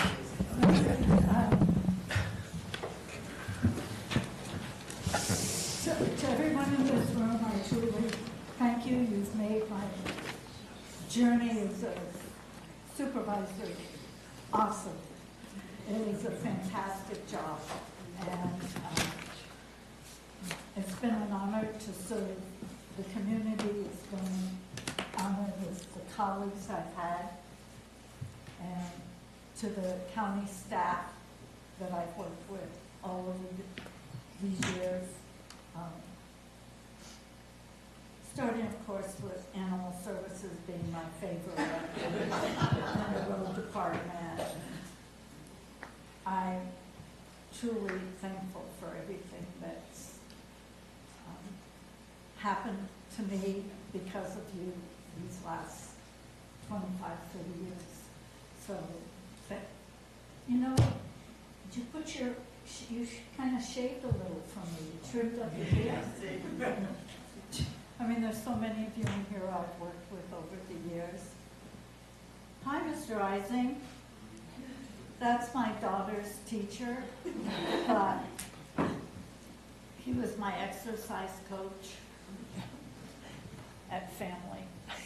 Anyway, I could go on about each of you in here, but thank you very much for being here. Oh my God, Steve Kafka's in the house. Can you believe, I have 2 SPI people in the house. I mean, this has got to be a moment. Anyway, You have some plans that's coming here, Marita? yeah, You want to share them? no. I think they're pretty inspiring. My plan? Yeah. You don't have to. No, I'm not. But if I find him, I'm not coming back. Okay. Thank you all from the bottom of my heart for being here. And Karen Barney's in the house. She was the clerk recorder. She's the one who mentored Rebecca, wherever Rebecca is. My physical therapist is in here. I'm sure she wants to make sure I don't embarrass her, that I'm standing up and moving. And our Christmas dinner, Chef. Oh, gosh. And Stu Mass. Yo, Stu. To bring me any Firehouse Red. I got 1 minute. Stu is the Ag Commissioner from District 3. Stu and Steve Kafka and Bob Garamendi were my ag coaches when I didn't understand agriculture, because to me everything comes wrapped in plastic from the grocery store. So I'm forever thankful to all of them for what they've done. Oh, God, I could tell you stories about people, but I know you want to leave. Tim Fallendorf and I do Christmas Day dinner together. We have for years. We'd also like somebody to come in and take over our jobs. But anyway, thank you all so very much. I can't talk anymore because I'm tongue-tied. I appreciate it. Thank you.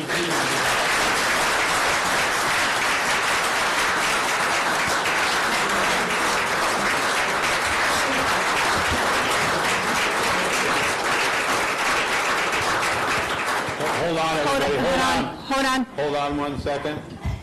So thank you all for coming here today. We really appreciate it. After we close the business meeting today, please join us next door so you can mingle some more with Supervisor Callaway. So again, thank you for being here for her, and on behalf of the board, we really appreciate it. Also, we will be doing a slideshow in the other room on how to be a supervisor the Callaway way. I gotta miss that. Yeah. So with that, thank you, everyone. I hope everyone has a good holiday, a happy Christmas, and a New Year, and we will see everyone in 2023. With that, we'll close the meeting. Thank you.